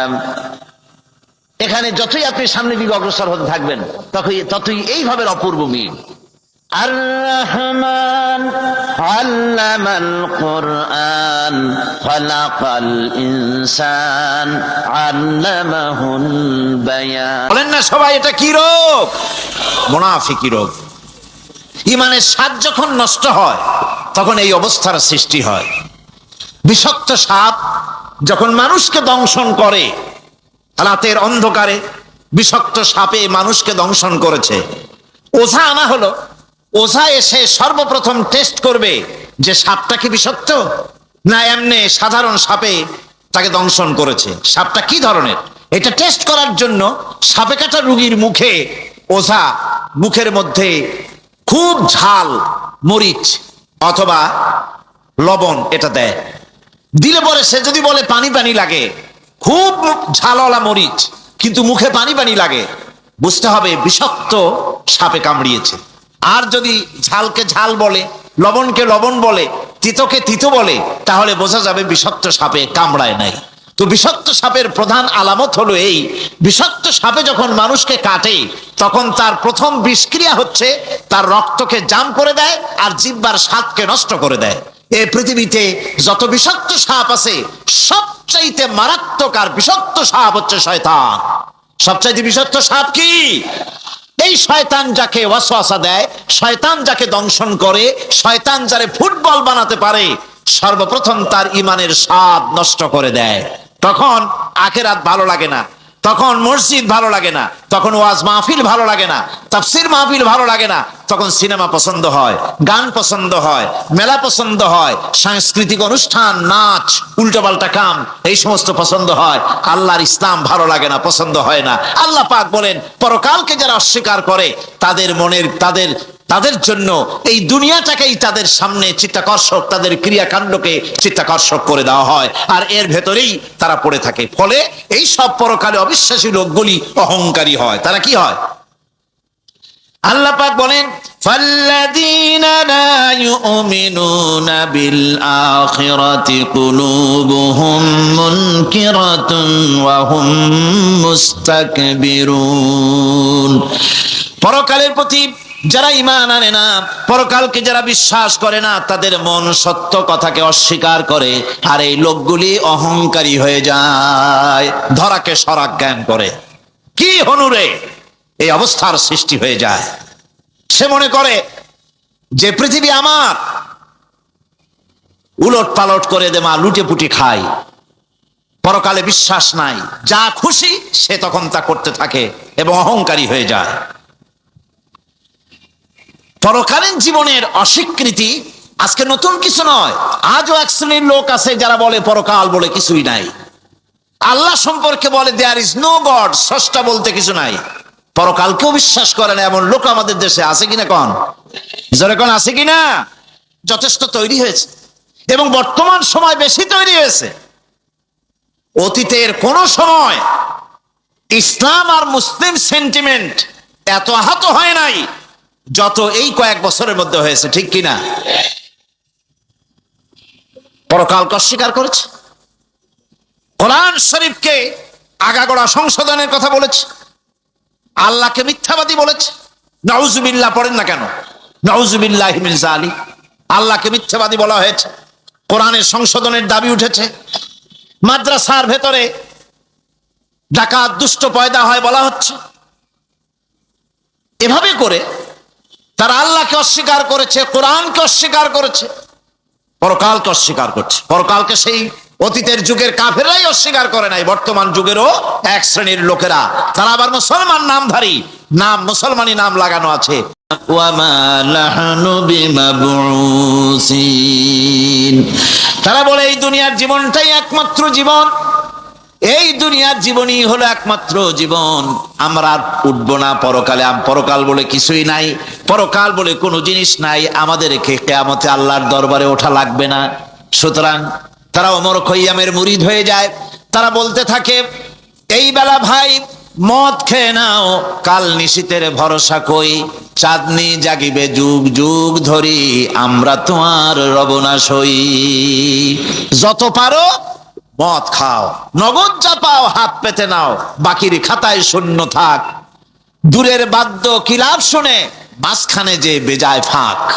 কোথায় কিয়ামত আর কোথায় পরকাল, কোথায় বিচার, কোথায় হাসর, কোথায় সিরাত, কোথায় মিজান, আর মাঝখানের টাটকা সুখগুলো ছাড়িয়ে দেবে একটা কথা, মাঝখানের এই টাটকা সুখগুলি গ্রহণ করো, মজা করো। এই সব শিক্ষা দেওয়া হয় ওই সেকুলার শিক্ষা ব্যবস্থার মাধ্যমে কলেজে এবং বিশ্ববিদ্যালয়গুলিতে। যার কারণে পরকালের বিশ্বাস নাই বলে এমন কোনো কাজ নাই যা তারা করতে পারে না। এই মাত্র কয়েক মাস দেড়েক আগে রাজশাহী ইউনিভার্সিটিতে যে কাণ্ডটা ঘটে গেল, মনে আছেন আপনাদের? পত্রপত্রিকায় আপনারা পড়েছেন। এবং আমি রাজশাহীতে গিয়ে সেখানের প্রত্যক্ষদর্শী যারা দেখেছে তাদের মুখে শুনেছি, শিক্ষাবর্ষ সমাপন করেছে যে সব ছাত্র ছাত্রীরা, তারা র্যাগ ডে উদযাপন করছে। র্যাগ ডে উদযাপন যেদিন করবে সেই দিনে তারা উচ্ছৃঙ্খল কাপড় চোপড় পরেছে, ছেলেরা এবং মেয়েরা উভয়। এমন ভাবে কাপড় পরেছে যে কাপড় দ্বারা তারা শরীরের গোপন অঙ্গগুলি দেখা যায়। এরপরে আজে বাজে চিৎকার দিয়েছে, আজে বাজে স্লোগান দিয়েছে, গাধার মতো, কুকুরের মতো, শিয়ালের মতো তারা ডেকেছে। আমি বুঝি না চিন্তাধারা কেমন দেউলিয়া হয়ে গেল।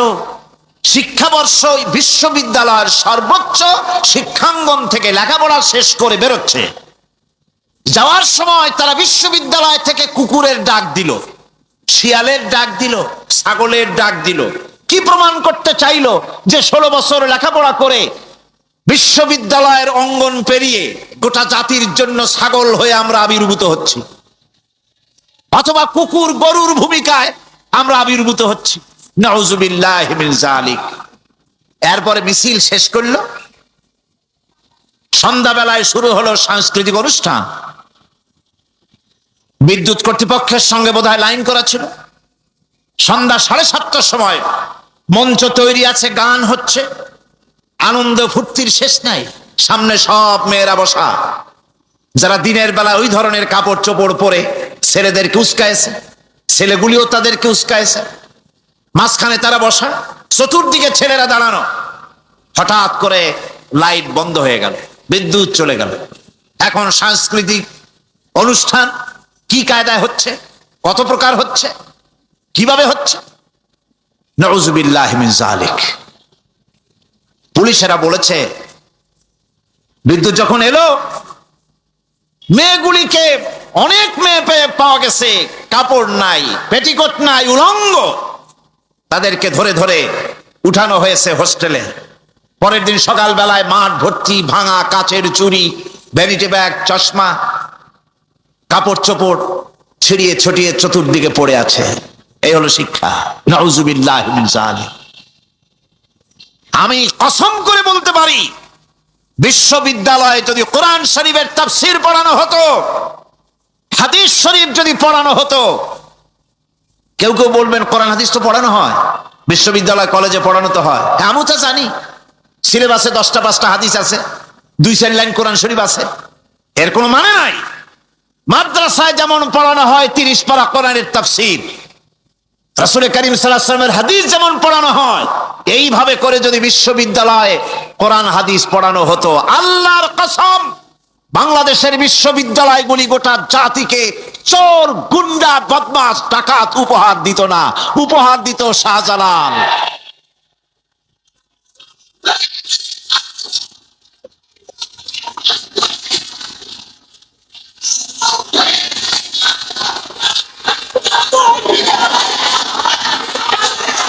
গোটা জাতির জন্য বিশ্ববিদ্যালয় সমূহ উপহার দিতে পারত।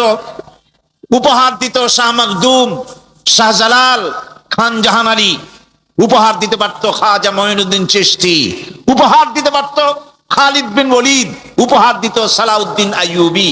আল্লাহ পাক তাদের সকলের প্রতি রহম করুন, জোরে কোন আমিন। এরকম উপহার গোটা জাতিকে তারা দিতে পারত। কথা ঠিক কিনা গণ? সুতরাং পরকালকে অস্বীকার করাই হচ্ছে এর মূলভূত কারণ। সেকুলার শিক্ষা ব্যবস্থা হচ্ছে এর মূলভূত কারণ। এই জন্য কোরআনে কারীম আল্লাহ পাক বলছেন, লাইসাল বিররা আন তুওয়াল্লু ওয়ুজুহাকুম কিবালাল মাশরিকি ওয়াল মাগরিব। পূর্ব পশ্চিমে কয়বার মাথা ঘুরালা, এইটাই তোমার পুণ্যবান সৎ কাজ হওয়ার এটা নমুনা নয়। প্রকৃতপক্ষের সৎ কাজ হচ্ছে আল্লাহ বিশ্বাস করা এবং পরকালে বিশ্বাস ভিত্তিক জীবন গড়া। ওই কাফেররা বলতো, وقالوا ما هي إلا حياتنا الدنيا نموت ونحيا وما يهلكنا إلا الدهر। আল্লাহ রাব্বুল আলামিন বলেন, এই কাফেররা বলতো দুনিয়ার জীবনটাই তো আসল জীবন, আমরা মরবো না, আমরা এখানেই থাকবো, এই জীবনটাই হলো আসল জীবন, এখানেই বাঁচবো, এখানেই মরবো, আমরা পরকাল বলে কোনো জিনিস নাই, আমাদের কোনো ওঠা লাগবে না, যা কিছু হয় যুগের আবর্তন ছাড়া কিছুই হয় না। শুধু তাই নয়, এই প্রশ্ন কাফেরদের মনের ভিতরে মারাত্মক আকার ধারণ করলো। তারা বলল, আইযা মিতনা ওয়া কুন্না তুরাবান যালিকা রাজউম বাঈদ। আমরা মাটির সাথে মিশে যাব, আমরা মরে যাব, মাটির সঙ্গে মিশে যাব, তারপরে আমাদেরকে জীবিত করা হবে, এটা তো জ্ঞান বহির্ভূত কথা, এটা তো মাথায় ঢোকে না, কথাটা কেমন? তারা এভাবে অনেক প্রশ্ন করত। وقالوا أئذا كنا عظاما ورفاتا أئنا لمبعوثون خلقا جديدا। আমরা মরে যাব, গলে যাব, পচে যাব, হাড্ডি গুড্ডি মাটির সাথে মিশে যাবে, এরপরে আমাদেরকে নতুন করে সৃষ্টি করা হবে, এটা জ্ঞান বহির্ভূত কথা, এটা মাথার মধ্যে আসে না। কে আমাদেরকে চিন্তা করবে মরে যাওয়ার পর? আল্লাহ রাব্বুল আলামিন বলছেন, দেখো আল্লাহ পাক কোরআনে কারীমের ভিতরে যুক্তি দিয়ে বুঝাচ্ছেন যে অবশ্যই তোমাদেরকে আবার জিন্দা করা হবে, তোমাদেরকে উঠতে হবে। তোমরা এই পৃথিবীর অবস্থা পর্যবেক্ষণ করো, তাকায় দেখো আকাশের দিকে, জমিনের দিকে লক্ষ্য করে দেখো। আওয়ালাম ইয়ানজুরু ফি মালাকুতিস সামাওয়াতি ওয়াল আরদ, তারা কি আসমান এবং জমিনের ব্যবস্থাপনা সম্পর্কে চিন্তা ভাবনা করে না? ওই বিরাট আকাশটাকে যে আল্লাহ রাব্বুল আলামিন তৈরি করলেন, এই জমিনটাকে যিনি তৈরি করলেন, তিনি কি তোমাকে মৃত্যুর পরে তিনি কি জিন্দা করবেন না? তিনি কি জিন্দা করতে পারবেন না? কেমনে তোমরা অস্বীকার করতে পারো? দুনিয়ার ব্যবস্থাপনা এবং এই পৃথিবীর আকাশ এবং জমিনের ব্যবস্থাপনা সম্পর্কে তোমরা চিন্তা ভাবনা করে দেখো, অবশ্যই আল্লাহ রাব্বুল আলামিন তোমাদেরকে আবার জিন্দা করবেন। وَكَأَيٍّ مِّنْ آيَاتٍ فِي السَّمَاوَاتِ وَالْأَرْضِ يَمُرُّونَ عَلَيْهَا وَهُمْ عَنْهَا مُعْرِضُونَ। আসমান জমিনে বহু নিদর্শন পড়ে আছে যেগুলি তারা অতিক্রম করে যায়, অথচ সে সম্পর্কে তারা মোটেই চিন্তা ভাবনা করে না। চিন্তার বহু বিষয় আল্লাহ পাক এই পৃথিবীতে রেখেছেন। যারা চিন্তাশীল, যারা জ্ঞানবান, তারা السماوات والأرض واختلاف الليل والنهار لآيات لأولي الألباب। নিশ্চয়ই আকাশ সৃষ্টি এবং জমিন সৃষ্টির ব্যাপারে আর রাত আর দিনের পরিবর্তনের ব্যাপারে যারা জ্ঞানবান তাদের জন্য নিদর্শন রয়েছে। যারা জ্ঞানবান তাদের জন্য চিন্তার বিষয়বস্তু রয়েছে। গবেষণা করো, চিন্তা করো, এই পৃথিবীতে আল্লাহ পাক যা কিছু সৃষ্টি করেছেন তার পক্ষে আবার তোমাদেরকে সৃষ্টি করা মোটেই অসম্ভব নয়। পরকালীন জীবনের সম্ভাবনা সম্পর্কে কোরআন অবিশ্বাসীদেরকে বলছে, দেখো আল্লাহুল্লাযী রাফা'আস সামাওয়াতি বিগাইরি আমাদিন তারাউনাহা সুম্মা ইসতাওয়া আলাল আরশ। সে আল্লাহ তোমাদের নিকট দৃশ্যমান স্তম্ভ ছাড়াই ওই বিশাল আকাশটা তৈরি করেছে। যারা পরকাল আছে বলে উঠতে হবে একথা যারা বিশ্বাস করে না, তাদের ব্যাপারে আল্লাহ পাক এই যুক্তি দিচ্ছেন, দেখো এই বিশাল যে আকাশটা, এই আকাশে কোনো খুঁটি আছে? কথা বলেন না কেন? এই আকাশে কোনো খুঁটি আছে? কোন রকমের খুঁটি ছাড়াই ওই বিশাল আকাশটা কে বানিয়েছেন? জোরে চিৎকার দিয়ে বলেন, কে বানাইছেন? এই যে শামিয়ানা, একটা বিশাল প্যান্ডেল, এই প্যান্ডেলে খুঁটি আছে না নাই? শুধু আছে না, একটা দুইটা না, জনমের মতো খুঁটি আছে। চতুর্দিকে তাকায় দেখেন কত খুঁটি। এতটুকু একটা শামিয়ানায় শত শত খুঁটি লাগতেছে কাপড়টা ধারণ করবে বলে। কি ধারণ করবে? কাপড়। আর অত বড় বিশাল আকাশ, সেই আকাশটার কোনো খুঁটি আছে?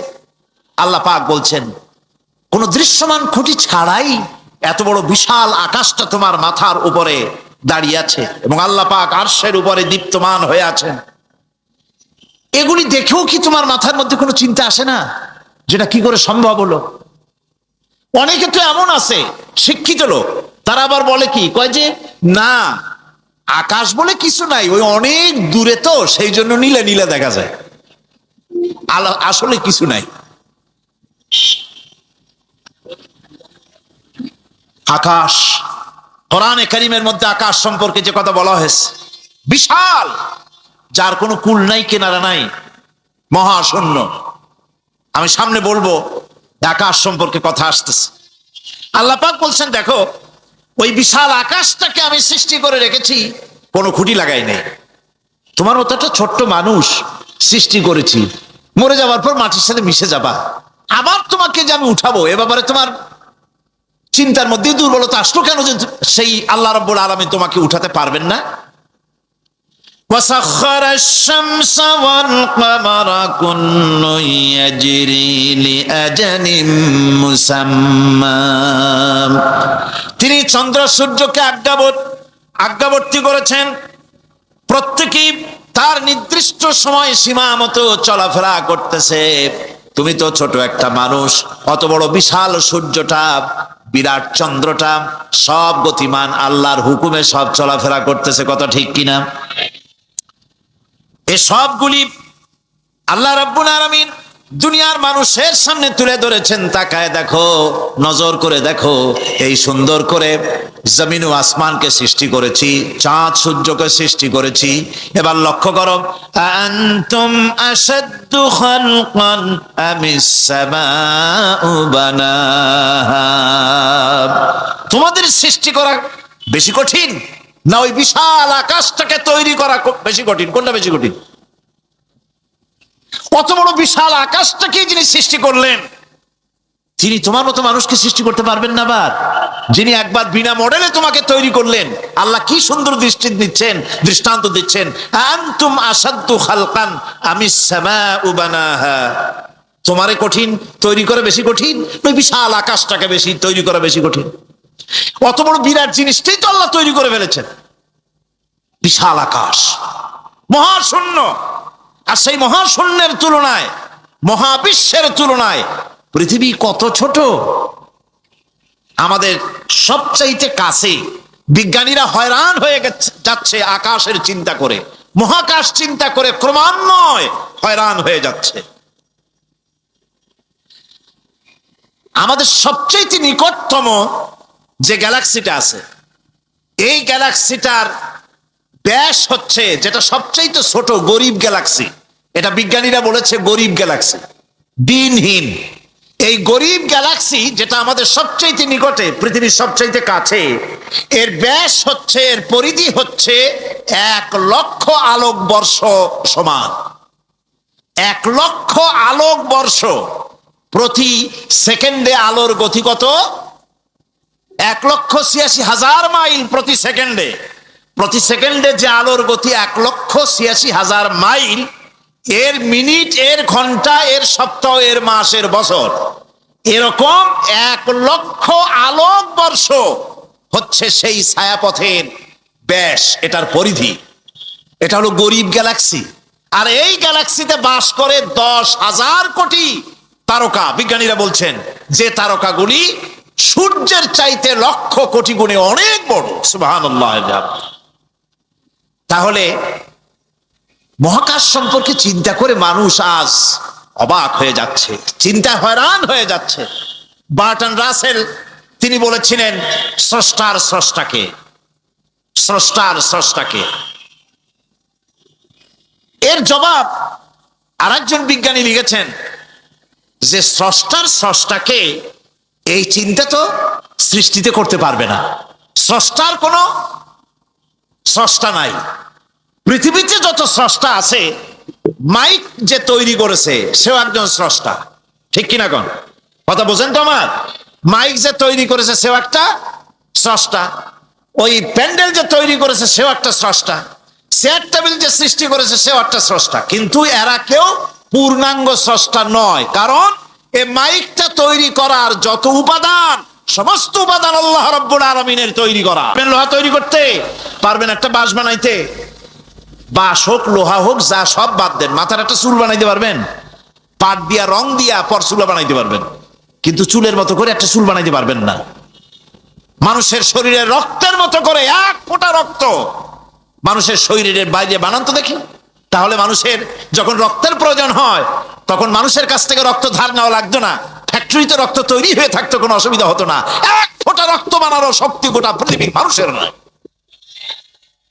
সুতরাং তোমরা স্রষ্টা হলেও তোমরা হচ্ছ নাকের স্রষ্টা, ধার করো, অন্যের জিনিস ধার করিয়ে বানাও। মুকাম্মাল স্রষ্টা হচ্ছেন কে? আসল স্রষ্টা কে? এরকম বললে হবে না, গায়ের সমস্ত শক্তি দিয়ে বলেন আসল স্রষ্টা কে। ওই বিজ্ঞানী বলছেন যে বার্টন রাসেল বলছে স্রষ্টার স্রষ্টাকে, স্রষ্টার স্রষ্টা তুমি খুঁজে পাবে না, তোমার মাথায় ঢুকবে না। আগে সৃষ্টি চিন্তা করো। তিনি বলেছেন একটা লবণ, একটা লবণের কণা, লবণ বলেন তো, একটা লবণের কণা, এক কণা লবণের ভেতরে যে কেলাস থাকে, এর ভিতরে যে সমস্ত উপাদান থাকে, সেই লবণের কণাগুলির মধ্যে কতগুলি উপাদান থাকে, সেই উপাদানগুলি চিন্তা করতে 1000 বার্ট্রান্ড রাসেলের মস্তিষ্কের প্রয়োজন। তো একটা লবণ কণার ভিতরে কি আছে সেইটাকে উদ্ধার করার জন্য যদি 1000 বার্ট্রান্ড রাসেলের মস্তিষ্ক লাগে, তাহলে গোটা বিশ্ব আকাশ আর জমিন যিনি সৃষ্টি করেছেন তাকে চিন্তা করা কি তোমার মগজে কুলাবে? দুনিয়ার প্রথম দিন থেকে শুরু করে কিয়ামত পর্যন্ত যত মানুষ এসেছে আর যত মানুষ আসবে, স্রষ্টা সম্পর্কে চিন্তা করা একটা অসম্ভব ব্যাপার। স্রষ্টার সামনে শুধু মাথাই নত করবা। তিনি কোত্থেকে এসেছেন, তিনি কে জানার দরকার নাই, তিনি আল্লাহ। তার নাম কি? মাথাই নত করে দাও সামনে। তিনি আল্লাহ, সর্বশক্তিমান আল্লাহ, রব্বুল ইজ্জত ওয়াল জালাল। তিনি ছিলেন, তিনি আছেন, তিনি থাকবেন। তিনি অনন্ত, তিনি অসীম, তিনি চিন্ময়, তিনি অব্যয়, তিনি অক্ষয়, তিনি শাশ্বত, যার কোনো শুরু নাই, যার কোনো শেষ নাই। সুবহানাল্লাহ পড়ে। সুতরাং সেই মহান আল্লাহ রাব্বুল আলামিন তিনি বলছেন, বান্দারা তোমারে বানানো কঠিন না ওই বিশাল আকাশটা বানানো কঠিন? অত বড় বিশাল আকাশটাই তো আমি তৈরি করেছি। তোমার মৃত্যুর পরে তোমাকে জিন্দা করা মোটেই কোনো কঠিন ব্যাপার নয়, এটা খুবই সহজ। ভাইরা আমার, আল্লাহ সুবহানাহু ওয়া তাআলা পৃথিবীর মানুষকে এসব দৃষ্টান্ত দিয়ে সুন্দর করে মানুষকে বুঝাচ্ছেন, তিনি মানুষকে পরিষ্কার করে বুঝিয়েছেন। আল্লাহ পাক বলেন, এই পৃথিবীতে এসব প্রশ্নের চূড়ান্ত জবাব দিতে গিয়ে আল্লাহ পাক বলছেন, কুল ইউহিহাল্লাযী আনশাআহা আউওয়ালা মাররা ওয়া হুয়া বিকুল্লি খালকিন আলীম। বলে দাও, তোমাদের মৃত্যুর পরে সেই আল্লাহ রাব্বুল আলামিন তোমাদেরকে জিন্দা করবেন, যিনি তোমাদেরকে প্রথমবারে তৈরি করেছিলেন। প্রথমে যিনি সমস্ত জিনিস সৃষ্টি করেছেন, ওই আল্লাহ রাব্বুল আলামিন তোমাদেরকে আবার জিন্দা করবেন।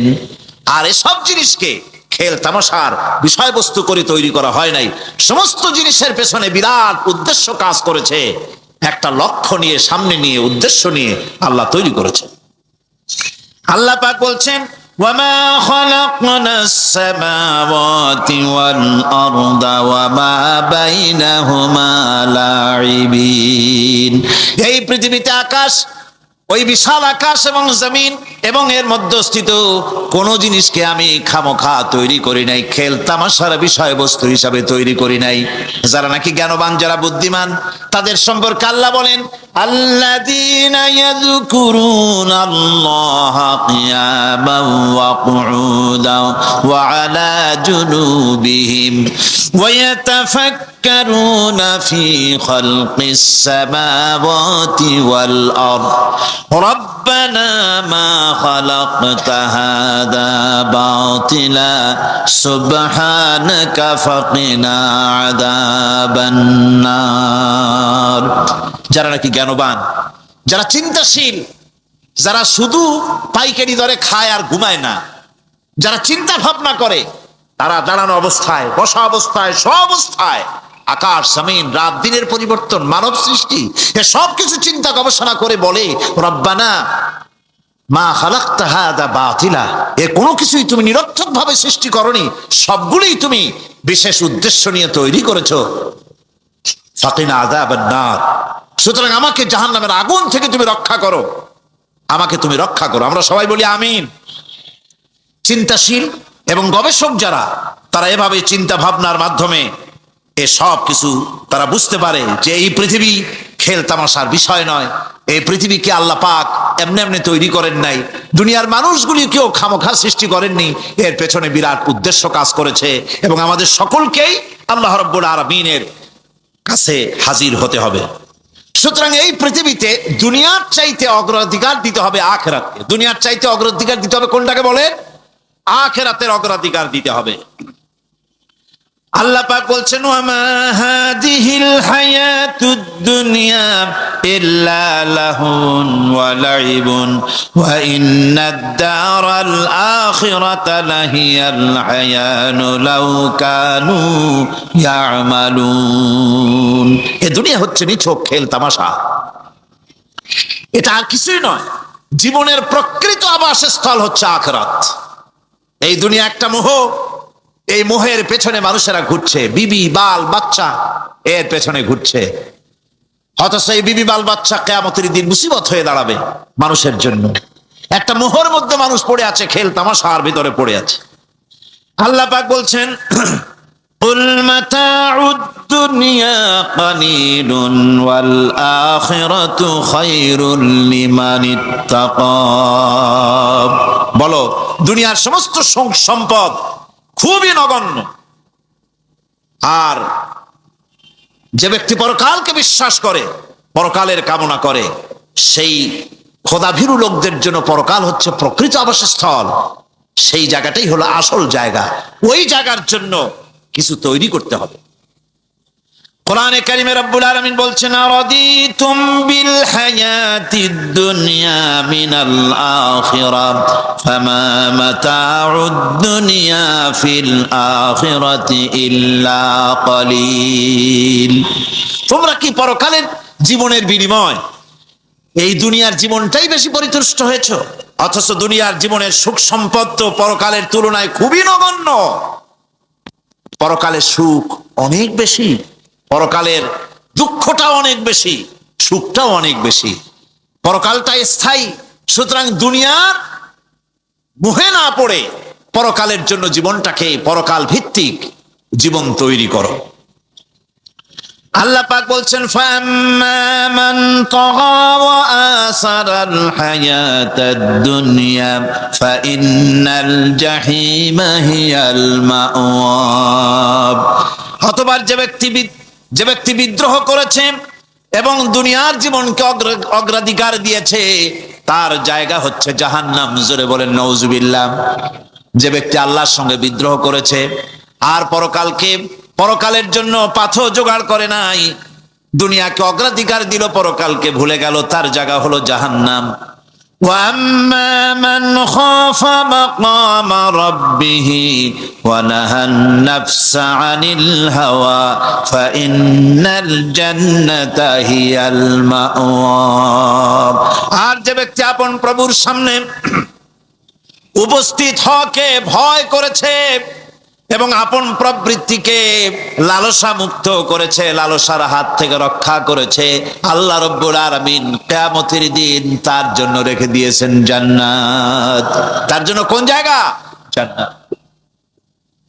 আমাদেরকে পরকাল ভিত্তিক জীবন যাপন যদি করি, তাহলে কবরের জবাবগুলি খুব আসান হবে।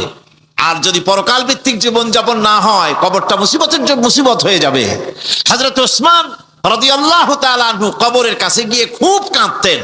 সাহাবায়ে কেরাম প্রশ্ন করেছেন, হুজুর, রাসূল করিম সাল্লাল্লাহু আলাইহি সাল্লাম যখন জান্নাত ও জাহান্নামের ওয়াজ করেন, তখনও তো এত বেশি আপনি কাঁদেন না, যত বেশি কাঁদেন কবরের কাছে এসে, কারণ কি? হযরত ওসমান রাদিয়াল্লাহু তাআলা আনহু বলতেন, আমার সাথীরা, আমি আমার হাবিবের কাছে, আল্লাহ রাব্বুল আলামিনের রাসূলের কাছে আমি শুনেছি, এই কবরটাই হলো প্রথম স্টেশন, এই কবরটাই হলো প্রথম ইমিগ্রেশন কাউন্টার। এই জায়গায় কেউ যদি ধরা পড়ে যায়, কারো যদি চার্জশিট হয়ে যায়, সব জায়গায় ধরা পড়ে যাবে। হাসরে মিজানে সিরাতে কোনো জায়গায় নাজাত পাবে না। আর এই কবরটা যদি কেউ মুক্তি পেয়ে যায়, মিজান সিরাত হাসর সব জায়গা থেকে আল্লাহ তারে ভালোভাবে পার করে দিবেন। এটা হলো আসল জায়গা, মারাত্মক জায়গা, খুব মারাত্মক জায়গা। আমি এটাকে ইমিগ্রেশন কাউন্টার বলেছি আমার ভাষায়। ইমিগ্রেশন কাউন্টার, যারা বিদেশ ভ্রমণ করেছেন তারা জানেন। লন্ডন যাবেন, আমেরিকা যাবেন, সৌদি আরব যাবেন, যে কোনো বিদেশে যাবেন, গেলেই পাসপোর্ট তারা দেখবে। পাসপোর্টে আপনার ন্যাশনালিটি কোনটা সেটাই তারা জানতে চাইবে। আপনি কোন দল করেন এটা তারা জানতে চাইবে না। আপনি কোন ভাষায় কথা বলেন তাও তাদের জানার দরকার নেই। প্রথমেই তারা আপনার ন্যাশনালিটি দেখবে, আপনার আইডেন্টিটি কি তারা জানতে চাইবে। তারপরে যদি স্যাটিসফ্যাক্টরি হয়, আপনাকে ভিসা দিয়ে ভেতরে ঢুকবার ব্যবস্থা করে দেবে। আর যদি তারা স্যাটিসফাইড না হয়, তাহলে আপনাকে মেহমানখানায় ঢুকানো হবে গ্রেফতার করে। আপনি আন্দাজ এখানে আসছেন কেন? এই জন্য কবর হচ্ছে এ ধরনের একটি ইমিগ্রেশন কাউন্টার। কবরের ভিতরে মানুষ যখনই রাখা হবে সঙ্গে সঙ্গে দুজন ফেরেশতা আসবে। কবরের কাছে যারা এসেছিল দাফন হয়ে যাওয়ার পর এই লোকগুলি 40 কদম যেতে যতক্ষণ লাগে এর মধ্যেই দুজন ফেরেশতা এসে যাবে, এসে জিজ্ঞেস করবে মান রব্বুকা, তুমি কোন দল করতে, ওটা তাদের জানার দরকার নাই। চাকরি কিসে করতেন ওটা জানার দরকার নাই। ব্যবসা করতেন না চাকরি করতেন প্রয়োজন নেই। প্রথমেই জিজ্ঞাসা করা হবে ন্যাশনালিটি, প্রথমেই জিজ্ঞাসা করা হবে তার ন্যাশনালিটি সম্পর্কে, তার আইডেন্টিটিটা কি, এবং সেটাকে সত্যায়িত করার জন্য বোঝার জন্য 3টি প্রশ্ন। প্রথম প্রশ্ন মান রব্বুকা ওয়ামা দীনুকা ওয়ামান নাবিয়ুকা, তোমার রব কে, তোমার দিন কি, তোমার নবী কে। যদি এই ব্যক্তি বেঈমান হয়, মুনাফিক হয়, সে বলবে হায় হাতা লা আদরি, হায় হাতা লা আদরি, জানি না আমার রবকে, আমি জানি না। তোমার দিন কি, দিন কারে কয় বুঝি না। এরপরে আল্লাহর নবী জনাবে মুহাম্মদ রাসূলুল্লাহ সাল্লাল্লাহু আলাইহি ওয়াসাল্লামকে দেখানো হবে, বলা হবে মা কুনতা তাকুলু ফি হাদার রাজুল, এই ব্যক্তি সম্পর্কে তোমার ধারণা কি নিকে, বলবে আমি চিনি না। নাউযুবিল্লাহ। বাস, এরপরে তার যা হবার তাই শুরু হয়ে যাবে। আর যদি বান্দাটা মুমিন হয়, প্রশ্ন করা হবে মান রব্বুকা, জবাব দেবে রব্বি আল্লাহ, আমার রব আল্লাহ রাব্বুল আলামিন।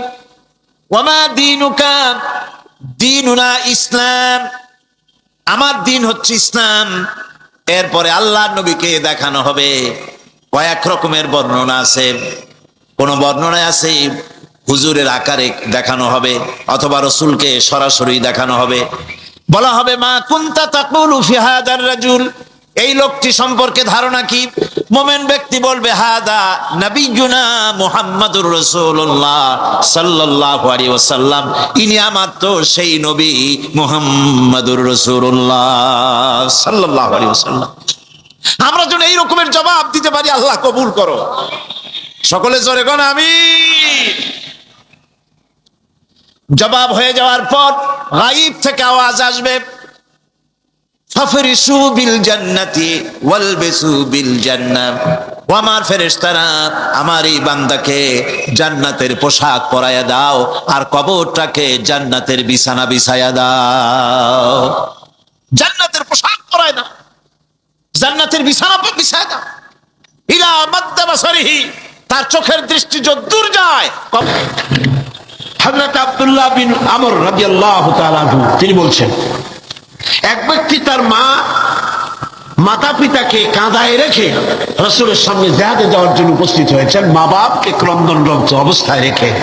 রাসূলুল্লাহর কাছে খবর এলো এই যুবক জিহাদে যাওয়ার জন্য আসছে আর তার মা বাপ কাঁদতেছে। রাসূলুল্লাহ বললেন ফিরে যাও, মা বাপকে যেভাবে কান্দায় আসছো ওইভাবে খুশি করে তারপরে আসো, মা বাপকে অখুশি রেখে জিহাদে যাইও না। মা বাপের খেদমত করো, তাদেরকে খুশি করো। অন্য হাদিসে এসেছে রাসূল কারীম সাল্লাল্লাহু আলাইহি ওয়াসাল্লামের খেদমতে একজন হাজির হয়ে অভিযোগ করলো, একজন হাজির হয়ে সে অভিযোগ করছে, হে রাসূল আমার মা খুব বদমেজাজের মেয়ে লোক, মাতা পিতার সাথে যারা নাফরমানি করে তাদের কপাল পুড়ে যায়। একজন প্রশ্ন করেছেন, হে রাসূল আমার মা বাপ তো জীবিত নাই, আমি খেদমত কিভাবে করব, কিভাবে তাদের খেদমত করব? আমি তো বেয়াদবি করে ফেলেছি, অনেক নাফরমানি করেছি, করবোটা কি? এখন আমার উপায় কি? দুঃখ দিয়ে গুলি করলে সেই গুলি তার কাছে পৌঁছতে যত না দেরি হবে, মা বাপের দোয়া, বাবার দোয়া এর থেকে দ্রুত গতিতে আল্লাহ পাকের আরশ আজিম পর্যন্ত পৌঁছে যাবে। এগুলি পৃথিবীতে কোথাও নাই, ইসলাম শিখিয়েছে। কে শিখিয়েছে? জোরে বলেন, কে শিখিয়েছে? ইসলাম শিখেছে, শিখায়েছে। পাশ্চাত্যে যায় দেখেন কিসের মা কিসের বাবা, মা বাবার কোনো খোঁজ খবর নাই। মা বাবা যখন বুড়ো হয়ে যায়, আমি ইংল্যান্ড এবং আমেরিকায় দেখেছি, ওদের জন্য ওল্ড পিপল সেন্টার করা হয়। বুড়া বুড়ি, আমি নাম দিচ্ছি ওইটার বুড়ো বুড়ি এতিমখানা। বুড়া বুড়িরা ওইখানে থাকে ওই ঘরের মধ্যে, ছেলে মেয়েরা কোনো খোঁজ খবর নেয় না। 25শে ডিসেম্বর তারিখে প্রতি বছর একখানা কার্ড ছেলে তার বাপের নামে পাঠায়, মায়ের নামে পাঠায়। বাবা ওই কার্ডখানা নিয়ে তারপরে বন্ধুদের দেখায়, আমার ছেলে আমাকে মনে করছে। সারা বছর খোঁজ নাই। এরপরে যখন মরে 2-3 দিন পর্যন্ত মদের বোতল, দুধের বোতল, খবরের কাগজ ভিতরে কেউ নেয় না, দরজার কাছে পড়ে আছে। কারণ কি? পুলিশে এসে দরজা খুলিয়া দেখে ভিতরে বুড়া মরে পড়ে আছে, কেউ নাই, ছেলেও নাই, মেয়েও নাই, দেখারও কেউ নাই। এই হলো পাশ্চাত্যের অবস্থা। আর ইসলাম কি নিয়ামত! সুবহানাল্লাহ, ইসলাম বিরাট নিয়ামত। মা বাবার সম্মান করতে শিখিয়েছে, সেখানে সম্মান নাই। সন্তানের কাছে সম্মান হবে কি করে? সন্তান তার মায়ের প্রতি যে আকৃষ্ট হবে কিসের মাধ্যমে? দুধ খাওয়াবার মাধ্যমে। আমার দেশে পাশ্চাত্যের আবহাওয়া লেগে গিয়েছে, বহুত মা তার সন্তানকে দুধ খাওয়ায় না। কোনটার দুধ খাওয়ায়? টিনের দুধ খাওয়ায়, নিজের শরীর ভালো রাখার জন্য টিনের দুধ খাওয়ায়। তো সন্তানের মহব্বত ওই টিনের দিকে, বোতলের দিকে বেশি হবে, মায়ের দিকে হবে না। দুধ হচ্ছে একটা ফ্লো, একটা ফ্লো। মায়েরা, আমার মা বোনেরা যারা আসছেন শোনেন, ব্রেস্ট ক্যান্সার যে হয়, মায়ের মেয়ে লোকদের যে ব্রেস্ট ক্যান্সার হয়, চিকিৎসা বিজ্ঞানীরা বলেছেন ব্রেস্ট ক্যান্সার হওয়ার জন্য সবচাইতে বড় কারণ সন্তানকে দুধ না খাওয়ানো। এটা হলো আরেকটা কারণ আছে, সেটা আমি বললাম না, ডাক্তারদের কাছ থেকে জেনে নিবেন। এটা হলো সবচাইতে বড় কারণ, সন্তানকে দুধ না খাওয়ানো। এই ফ্লোটা, এই স্বাভাবিক ফ্লো আপনি বন্ধ করে রাখছেন, সন্তানকে খাওয়াচ্ছেন না। ব্রেস্ট ক্যান্সার যদি হয়, অপারেশন করে শরীরের যে সৌন্দর্য রক্ষা করতে চাইছিলেন, 12 আনাই 16 আনাই শেষ হয়ে যাবে। এই দুধ, মায়ের বুকের দুধ সন্তানের জন্য শুধু খাদ্য নয়, এর মধ্যে রয়েছে মেডিসিন। এর মধ্যে রয়েছে কি? মেডিসিন। সন্তান ছিল ফি কারার মাকিন, মায়ের পেটের মধ্যে একটা সুরক্ষিত জায়গায়, কোন রোগের জান সেখানে পৌঁছতে পারে না, এরকম একটা জায়গায় ছিল। পৃথিবীতে আসলো, এখানে আছে পলিউশন, এখানে আসছে নানান রকমের রোগ, কি জীবাণু, এগুলি রয়েছে। সুতরাং তার কচি চামড়ার লোমকূপের মধ্য দিয়া এই রোগগুলি ঢুকে যেতে পারে। এই রোগ থেকে শরীরকে বাঁচাবার মতো রেজিস্ট্যান্স, স্ট্যামিনা, শক্তি তার মধ্যে নাই। এই জন্য আল্লাহ কি করলেন? অ্যান্টিবায়োটিক ঔষধও সহ্য হবে না, রোগ থেকেও তার বাঁচানো যাবে না। সেই জন্য রব্বুল আলামিন মায়ের বুকে যে দুধ দিয়েছেন, প্রথম যে শাল দুধ যেটাকে বলা হয়, এই দুধটাকে আল্লাহ পাক খাদ্য আর রোগের প্রতিষেধক ঔষধ হিসাবে আল্লাহ দিয়ে দিয়েছেন।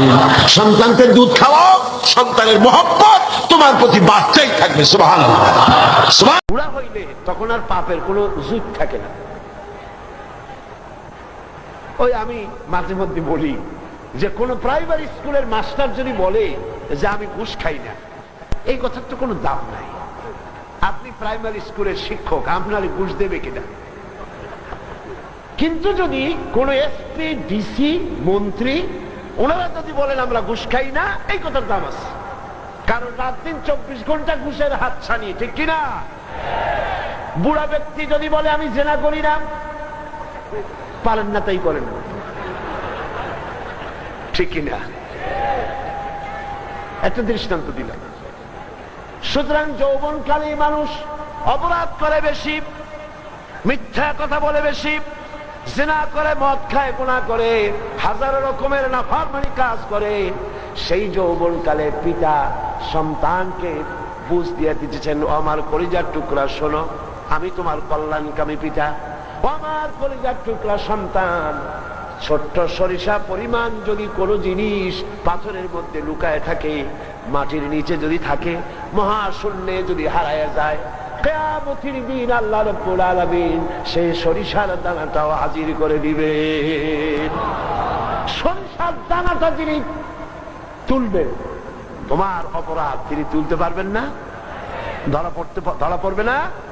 দেখেন হিট করতেছেন কোথায়? ছেলেকে বানাচ্ছে। সুবহানাল্লাহ, ছেলে বানান। আল্লাহ পাক বলছেন ويعلم ما في البر والبحر وما تسقط من ورقة إلا يعلمها স্থলভাগে কি হয়, সমুদ্রের অতল তলদেশে কি হয়, আল্লাহ রাব্বুল আলামিন বলেন কেউ জানে না, আমি সব জানি। এমনকি এই পৃথিবীর কোন একটি গাছের পাতাও যদি পড়ে যায়, তাহলে কোন গাছের কোন পাতাটি পড়েছে সে খবর আমার আল্লাহর কাছে হয়ে যায়। আমি খবর রাখি। সুতরাং ও ছেলে, অন্যায় কাজ করে না। হিসাব নিকাশের সময় আসবে, তখন তিনি তোমাদের প্রত্যেকটি কাজের নড়া চড়া রেকর্ড পর্যন্ত তিনি তুলে ধরবেন কিয়ামতের দিন। এই যে আমি বক্তব্য রাখছি, সিএইচপি তারা তাদের ভিডিও দিয়ে আমার মুভমেন্ট, আমার ছবি এবং আমার বক্তব্য এবং আমার নড়াচড়া সবটা তারা তুলছে, ঠিক না? 50 বছর 100 বছর পরেও যদি এই ফিতা ঠিক থাকে, নষ্ট না হয়, তাহলে এই নড়াচড়ার ছবি ঠিক থাকবে কিনা? মানুষের মাথার ভিতরে এই বুদ্ধি কে এনে দিল? মানুষের নড়াচড়া আর তার কথার আওয়াজ, ছবি সবকিছু ধারণ করা যাবে, বুদ্ধিটা কে দিল? বলেন না কেন? যে রব্বুল আলামিন মানুষের মাথায় বুদ্ধি দিয়া ফিতার মধ্যে মানুষের মুভমেন্ট, মানুষের ছবি, চলাফেরা, ওঠা বসা, নড়াচড়া সবগুলি ধরবার জন্য ছবির ব্যবস্থা করে দিলেন যে মাবুদ, যে মনিব করে দিলেন সেই রব্বুল আলামিন, তুমি আর আমি জীবনে যা করেছি তা বুঝি তিনি রেকর্ড করে রাখতে পারবে না? পারবে কিনা? এবং কিয়ামতের দিন তিনি তা হাজির করবেন, সেদিন সব ধরা পড়ে যাবে। ক্ষুদ্রতম কাজের প্রতিফলক সেদিন আল্লাহ রাব্বুল আলামিন প্রকাশ করে দিবেন।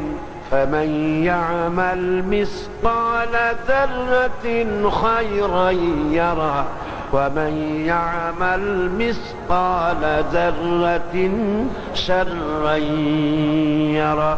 অল্প পরিমাণ ভালো কাজ যদি কেউ করে আর অল্প পরিমাণ খারাপ কাজ যদি করে, কিয়ামতের দিন সবটা আমলনামায় কিয়ামতের দিন দেখতে পাবে, সব হাজির করে দেওয়া হবে। প্রকাশ্য অপ্রকাশ্য সমস্ত জিনিসগুলি কিয়ামতের দিন আল্লাহর কাছে ধরা পড়ে যাবে। আপনি আমাকে বলেন, আমার ভাইরা যারা আজকে মাহফিল এসেছেন, আমাকে বলেন, এই কোরআন শরীফের সূরা লোকমান আজ 5 দিন ধরে যা শুনতেছেন, এই তাফসীর যদি আমার কলেজে আর বিশ্ববিদ্যালয়ের ছাত্র ছাত্রীদেরকে পড়ানো হইতো, ওদের চরিত্র খারাপ হতো? বলেন, বুকে হাত দিয়ে চিল্লায় কোন খারাপ হতো? হতো না। আমার ছেলে, আমার মেয়ে, আমার ছাত্র ছাত্রীরা খারাপ না, খারাপ বানানো হয়েছে, ঠিক কিনা? সেই ছোটবেলায় আদর্শ লিপি আমরা পড়ছি, মনে আছে কিনা আপনারা? মৌলানা শামসুদ্দিন সাহেব মনে আছে কিনা? আমরা আদর্শ লিপি পড়েছি, একজন হিন্দুর লেখা। সেই আদর্শ লিপি বইয়ের মধ্যে কি পড়েছি? সদা সত্য কথা কহিবে, মিথ্যা কথা বলিবে না, গুরুজনকে ভক্তি করিও। হ্যাঁ না, আদর্শ লিপিতে এগুলি লেখা ছিল। এই যে ছোট ছোট কথাগুলি, এই কথাগুলি গুরুত্বহীন না অত্যন্ত গুরুত্বপূর্ণ? সেই আদর্শ লিপি এখন আর নাই। এখন কি? এখন শিক্ষা দেওয়া হচ্ছে আগডুম বাগডুম কালাডুম সাজে, ঘাট ঢোল পিটাইতে পিটাইতে চিতইয়া মরে। হাজি হাজি, আপনি আমার বলেন, এই আগডুম বাগডুম দিয়ে আমার ছেলে কি শিখবে? আমি খালি খালি বলি নাই, ডক্টর কুদরতে খোদা শিক্ষা কমিশনকে আমরা ধিক্কার মারি। এই শিক্ষা রিপোর্ট মুসলমানদের জন্য উপযোগী নয়। 12 কোটি অধ্যুষিত পৃথিবীর দ্বিতীয় বৃহত্তম মুসলিম দেশে এই শিক্ষানীতি ঝাঁটা মেরে বঙ্গোপসাগরকে নিক্ষেপ করো। আর যুবকরা হচ্ছে জাতির ভবিষ্যৎ, যুব সম্পদ হলো জাতির ভবিষ্যৎ। শিক্ষা যদি ভালো না হয়, তাহলে ছাত্ররা কিছুতেই ভালো হবে না, ঠিক কিনা? আল্লাহ পাক হযরতে লোকমান হাকিমের নসিহতকে কোট করতেছেন। এত সুন্দর সুন্দর নসিহত করে এবার হযরত লোকমান আবার বলতেছেন, ইয়া বুনাইয়া আকিমিস সালাতা ওয়া আমুর বিল মা'রুফি ওয়ানহা আনিল মুনকার ওয়াসবির আলা মা আসাবাক ইন্না যালিকা মিন আযমিল উমুর। হে বৎস, হে প্রিয় বৎস, কি সুন্দর ডাক। আপনিও যেন বাড়িতে গিয়া আপনার যে ছেলে নামাজ পড়ে না, ওরে কাছে ডেকে বলবো, আব্বা। আপনি তার আব্বা বলেন, আব্বু আমার কাছে আয়, আমার কাছে আয়। আপনার পাশে বসা। দুষ্টামি করে বলে অনেক সময় বাপ ছেলের সঙ্গে কথা বলে না, রাগ করে থাকে। এটা কিন্তু হিকমতের খেলাফ। আপনি রাগ করবেন, মাও রাগ করবে, শেষে বাড়িতে থাকবে না, ভয়তে বাড়িতে আসবে না, খারাপ বন্ধুর পাল্লায় পড়িয়া আরো খারাপ হয়ে যাবে। ঠিক কিনা? ঠিক কিনা? কখনো উল্টা ট্রিটমেন্ট করবেন না। যখনই দেখলেন ছেলে পলাই বেড়ায়, দুষ্টামি করতেছে, আপনি বেশি করে মহব্বত করেন, আপনার টেবিলে খাইতে দেন, পিঠে হাত বুলান, মাথায় হাত বুলান, কোন জায়গায় যাওয়ার সময় কপালে একটা চুমা দিয়ে দেন, আব্বু তুমি খারাপ ছেলের সাথে মিশো না, ভালো হবে, আসল হবে। কোন আলহামদুলিল্লাহ। আপনি আদর করবেন। আপনার মেয়েকে আপনি মা বলে ডাকেন, ছেলেকে আব্বা বলে ডাকেন। করবেনটা কি? যুগটা তো চলে গেছে, সর্বনাশ হয়ে যাচ্ছে। আপনার ছেলেকে ঠেকাবার দায়িত্ব আপনার। ঠেকাবার দায়িত্ব কার? আপনার নিজে। আল্লাহর ফেরেশতারা এসে আপনার ছেলেকে হেফাজত করবে না। ছেলেকে হযরতে লোকমান ছেলেকে বলছে, আমার কলিজার টুকরা সন্তান, ও আমার কলিজার টুকরা, ও আমার নয়নের পুতুলি, ইয়া বুনাইয়া আকিমিস সালাত, নামাজ প্রতিষ্ঠা করো, ওয়া'মুর বিল মা'রুফ, ভালো কাজের আদেশ দাও, অন্যায় কাজ থেকে মানুষকে ফিরাইয়া রাখো। নামাজ প্রতিষ্ঠা করো। নামাজ কি করো? প্রতিষ্ঠা করো। আমরা কি এই নামাজের জন্য আকীদার ক্ষেত্রে তাওহীদ যেমন মূল, আমলের ক্ষেত্রে নামাজ হচ্ছে তেমন সবকিছুর মূল। সুবহানাল্লাহ। নামাজ নামাজ নামাজ ব্যতীত সঠিকভাবে ইসলামী জীবন যাপন আদৌ সম্ভব নয়। মনে থাকবে কথা, আদৌ সম্ভব নয়। এজন্য সন্তান সন্ততির আকীদা দুরুস্ত করা প্রয়োজন, এবং সেজন্য প্রথমেই তাদেরকে নামাজের কথা বলতে হবে। আপনি আপনার সন্তানদেরকে উঠাবেন, আপনার ছেলেকে, বউকে, সকলকে দরজা ধাক্কা মারবেন, বেটা ওঠ, নামাজের জন্য উঠতে হবে। আদর করে বলবেন, আদরে না হয় তখন দমক লাগবে। যেখানে যে ঔষধ লাগে সেখানে সেখানে দেওয়া লাগবে।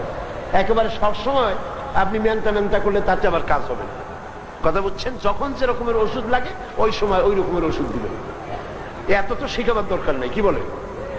ওইভাবে করবে। আল্লাহ পাক বলছেন, নিজের পরিবার পরিজনকে নামাজ পড়ার জন্য হুকুম দাও এবং নিজেও তা নিয়মিত পালন করতে থাকো। আমি তোমাদের কাছে রিজেক্ট চাই না। কে বলছেন? আমি তোমাদের কাছে রিজেক্ট চাই না। রিজেক্ট তো আমি তোমাদের দেই। সুবহানাল্লাহ। রিজেক্ট তো আমি দেই, আমি তোমাদের কাছে রিজেক্ট চাই না। আর শুভ পরিণাম হচ্ছে তাদের জন্য যারা মুত্তাকি। নামাজের জন্য মানুষ সন্তানদেরকে বুঝাইতে হবে নিজেদের অভাব অনটন দুরবস্থার মোকাবেলা, হারাম খোরদের ভোগ বিলাস দেখে সন্তানের মানসিক অবস্থা যেন খারাপ না হয়ে যায়। সন্তান অনেক সময় দেখে বাপ ভালো নামাজি দিনদার, কিন্তু আয় উন্নতি নাই, ভালো মতো খাইতে পারে না, সুবিধা নাই। সেই জন্য সন্তান হারাম খোরদের বাড়িঘর, এসি, 5 তলা 10 তলা বাড়ি দেখা ছেলের মন যেন খারাপ না হয়ে যায়। সেই জন্য ছেলেকে বুঝান, মাতাউল কালিল, সামান্য দিনের জন্য এটা ওদের দেওয়া হয়েছে। সুম্মা মাওয়াহুম জাহান্নাম ওয়া বিসাল মাসীর, এরপরে জায়গা হবে জাহান্নামে। জায়গা হবে কোথায়? জাহান্নামে। হালাল নামাজ তাদের দৃষ্টিভঙ্গি বদলে দেবে। ছোট্ট বাচ্চাকে সাথে করে নিয়ে যায়, দেখেন মসজিদের মধ্যে ছোট্ট বাচ্চা দেখলে অনেকের মেজাজ খারাপ হয়ে যায়। এই কথাগুলি ঠিক কিনা? ছোট্ট বাচ্চা দেখলে সরে যা সরে যা সরে যা, লাগে যেন একটা জীব বিশেষ ঢুকছে মসজিদের মধ্যে। বাচ্চা ভয় পেয়ে যায়। সুবহানাল্লাহ। বড় বড় চোখ দেখে বাচ্চার কলিজা ভয় লাগে। সে মনে করে এই মসজিদ আমার জায়গা না। বাড়ি যায় কয়, মা আমি আর জিন্দিগিতে ওখানে যাবো না। অথচ উচিত ছিল মসজিদে বাচ্চাকে নিবেন, যার সামনে পড়বে সেই বাচ্চার মাথায় একটু হাত বুলাই দেবেন। লাইনের মাঝখানে রাখা ঠিক না, যেহেতু শৃঙ্খলার ক্ষতি হয়। এক কোনায় আপনি তারে নিয়ে দাঁড়ান, আর মসজিদ থেকে বেরোবার সময় ও যে চকলেটটা পছন্দ করে সেই চকলেটটা ওর হাতে দিয়ে দিবেন। ছেলে বুঝবে মসজিদে আসলে চকলেট পাওয়া যায়। এই মহব্বতে সে মসজিদে আসার অভ্যাস হয়ে যাবে। সুবহানাল্লাহ। আল্লাহ পাকের নবী বলছেন লা তাজআলু বুয়ুতাকুম কুবুরা, তোমাদের ঘরগুলিকে তোমরা কবর বানাইও না। সব নামাজ মসজিদে পড়ো না, সুন্নাত অথবা নফল অন্তত ঘরের মধ্যে পড়ো, তাহলে তোমার বাচ্চার নামাজ পড়ার অভ্যাস হবে। দেখেন না, ছোট্ট বাচ্চা, আপনি নামাজে দাঁড়াইছেন, ওর পরনে প্যান্ট ট্যান্ট কিছু নেই, মাথায় একটা টুপি দিয়ে ও আল্লাহু আকবার দিচ্ছে, সুবহানাল্লাহ। এই অভ্যাস গড়ে তোলার জন্য আপনাকে চেষ্টা করতে হবে, দায়িত্ব নিতে হবে। আল্লাহ বলছেন আমি তোমাদের কাছে রিজিক চাই না, রিজিক তো আমি তোমাদের দিই। বন্ধু আমার ভাইরা, নামাজ সব থেকে গুরুত্বপূর্ণ। সিল্লা এখন সব থেকে গুরুত্বপূর্ণ কি? নামাজ। নামাজ সমস্ত ইবাদত আমরা পাইছি দুনিয়ার মাটিতে বসে। কোন জায়গায় পেয়েছি? রোজা বলেন, যাকাত বলেন, হজ বলেন, ঈমান বলেন, সমস্ত ইবাদত আল্লাহ রাব্বুল আলামিন হযরতে জিবরাইলের মারফতে রাসূল করিম সাল্লাল্লাহু আলাইহি ওয়াসাল্লামের কাছে এই ভূখণ্ডে, এই মাটিতে, এই পৃথিবীতে পাঠিয়ে দিয়েছেন। নামাজ এত গুরুত্বপূর্ণ, এত গুরুত্বপূর্ণ, জিবরাইলের মাধ্যমে দুনিয়ায় না পাঠাইয়া আল্লাহ পাক রাসূলকে নিজের বাড়ি, নিজের আরশে আজিমে দাওয়াত দিয়া নামাজ উপহার দিয়েছে। দেখছেন গুরুত্ব? লক্ষ্য করেছেন? এটাকে হালকা করে দেখার কোনো কারণ নাই। কেউ যদি বলে যে মেরাজ শুধু 14 দফার জন্য, 14 দফা তো মেরাজের পরে আসছে, নামাজের গুরুত্ব হালকা করে দেখবার কোনো কারণ নাই। আল্লাহ নিজে আরশে আজিমে তার রাসূলকে, এই আজিম মেহমানকে নামাজ নিজে উপহার দিয়েছেন। নামাজ, এই নামাজ 5 ওয়াক্ত সঠিকভাবে আদায় করতে হবে। তো জাহান্নামে যাওয়ার বড় কারণ হচ্ছে নামাজ না পড়া। জাহান্নামে যাওয়ার জন্য বড় কারণটা কি কন্ত দেখি? আল্লাহ পাক বলেন ইয়াতাসাআলুনা আনিল মুজরিমিন মা সালাকাকুম ফি সাকার। জাহান্নামীদেরকে প্রশ্ন করা হবে, জাহান্নামে কেন এসেছো? তারা বলবে ক্বালু লাম নাকু মিনাল মুসাল্লিনা ওয়া লাম নাকু নুতঈমুল মিসকিন। দুইটা কারণে জাহান্নামে আসছে। একটা হলো আমরা নামাজ আদায় করি নাই আর মিসকিনদের খেতে দেই নাই। মিসকিনদেরকে খেতে না দেওয়া আর নামাজ না পড়া জাহান্নামের সমস্ত কারণের মধ্যে সবচেয়ে বড় কারণ দুইটা। সবচেয়ে বড় কারণ কয়টা? দুইটা। একটা নামাজ না পড়া, আর একটা কি? মিসকিনদেরকে খেতে না দেওয়া। আমি আশা করি আপনাদের মনে থাকবে কথাগুলি। নামাজ মূলতই জিন্দেগি, নামাজ মূলতই জিন্দেগি। আল্লাহ পাক বলেন قل إن صلاتي ونسكي ومحياي ومماتي لله رب العالمين। পড়েন আমার সাথে, قل إن صلاتي ونسكي ومحياي ومماتي لله رب العالمين। বলো বলো, নিশ্চয়ই আমার নামাজ, আমার কোরবানি, আমার হায়াত, আমার মত সব কিছু আল্লাহর জন্য। কার জন্য? আল্লাহর জন্য। এই নামাজকে খবরদার ছেড়ে দেওয়া যাবে না। নামাজ আপনাকে অন্যায় কাজ থেকে ফিরাবে। আল্লাহ রাব্বুল আলামিন বলেন উতলু মা উহিয়া ইলাইকা মিনাল কিতাবি ওয়া আকিমিস সালাত ইন্নাস সালাতা তানহা আনিল ফাহশাই ওয়াল মুনকার। হে নবী, এই কিতাব তেলাওয়াত করো যা ওহীর সাহায্যে তোমার প্রতি পাঠানো হয়েছে, আর নামাজ প্রতিষ্ঠা করো। নিশ্চয়ই নামাজ মানুষকে পাপাচার থেকে, সমস্ত অন্যায় কাজ থেকে মানুষকে নামাজ বাঁচায় দেবে।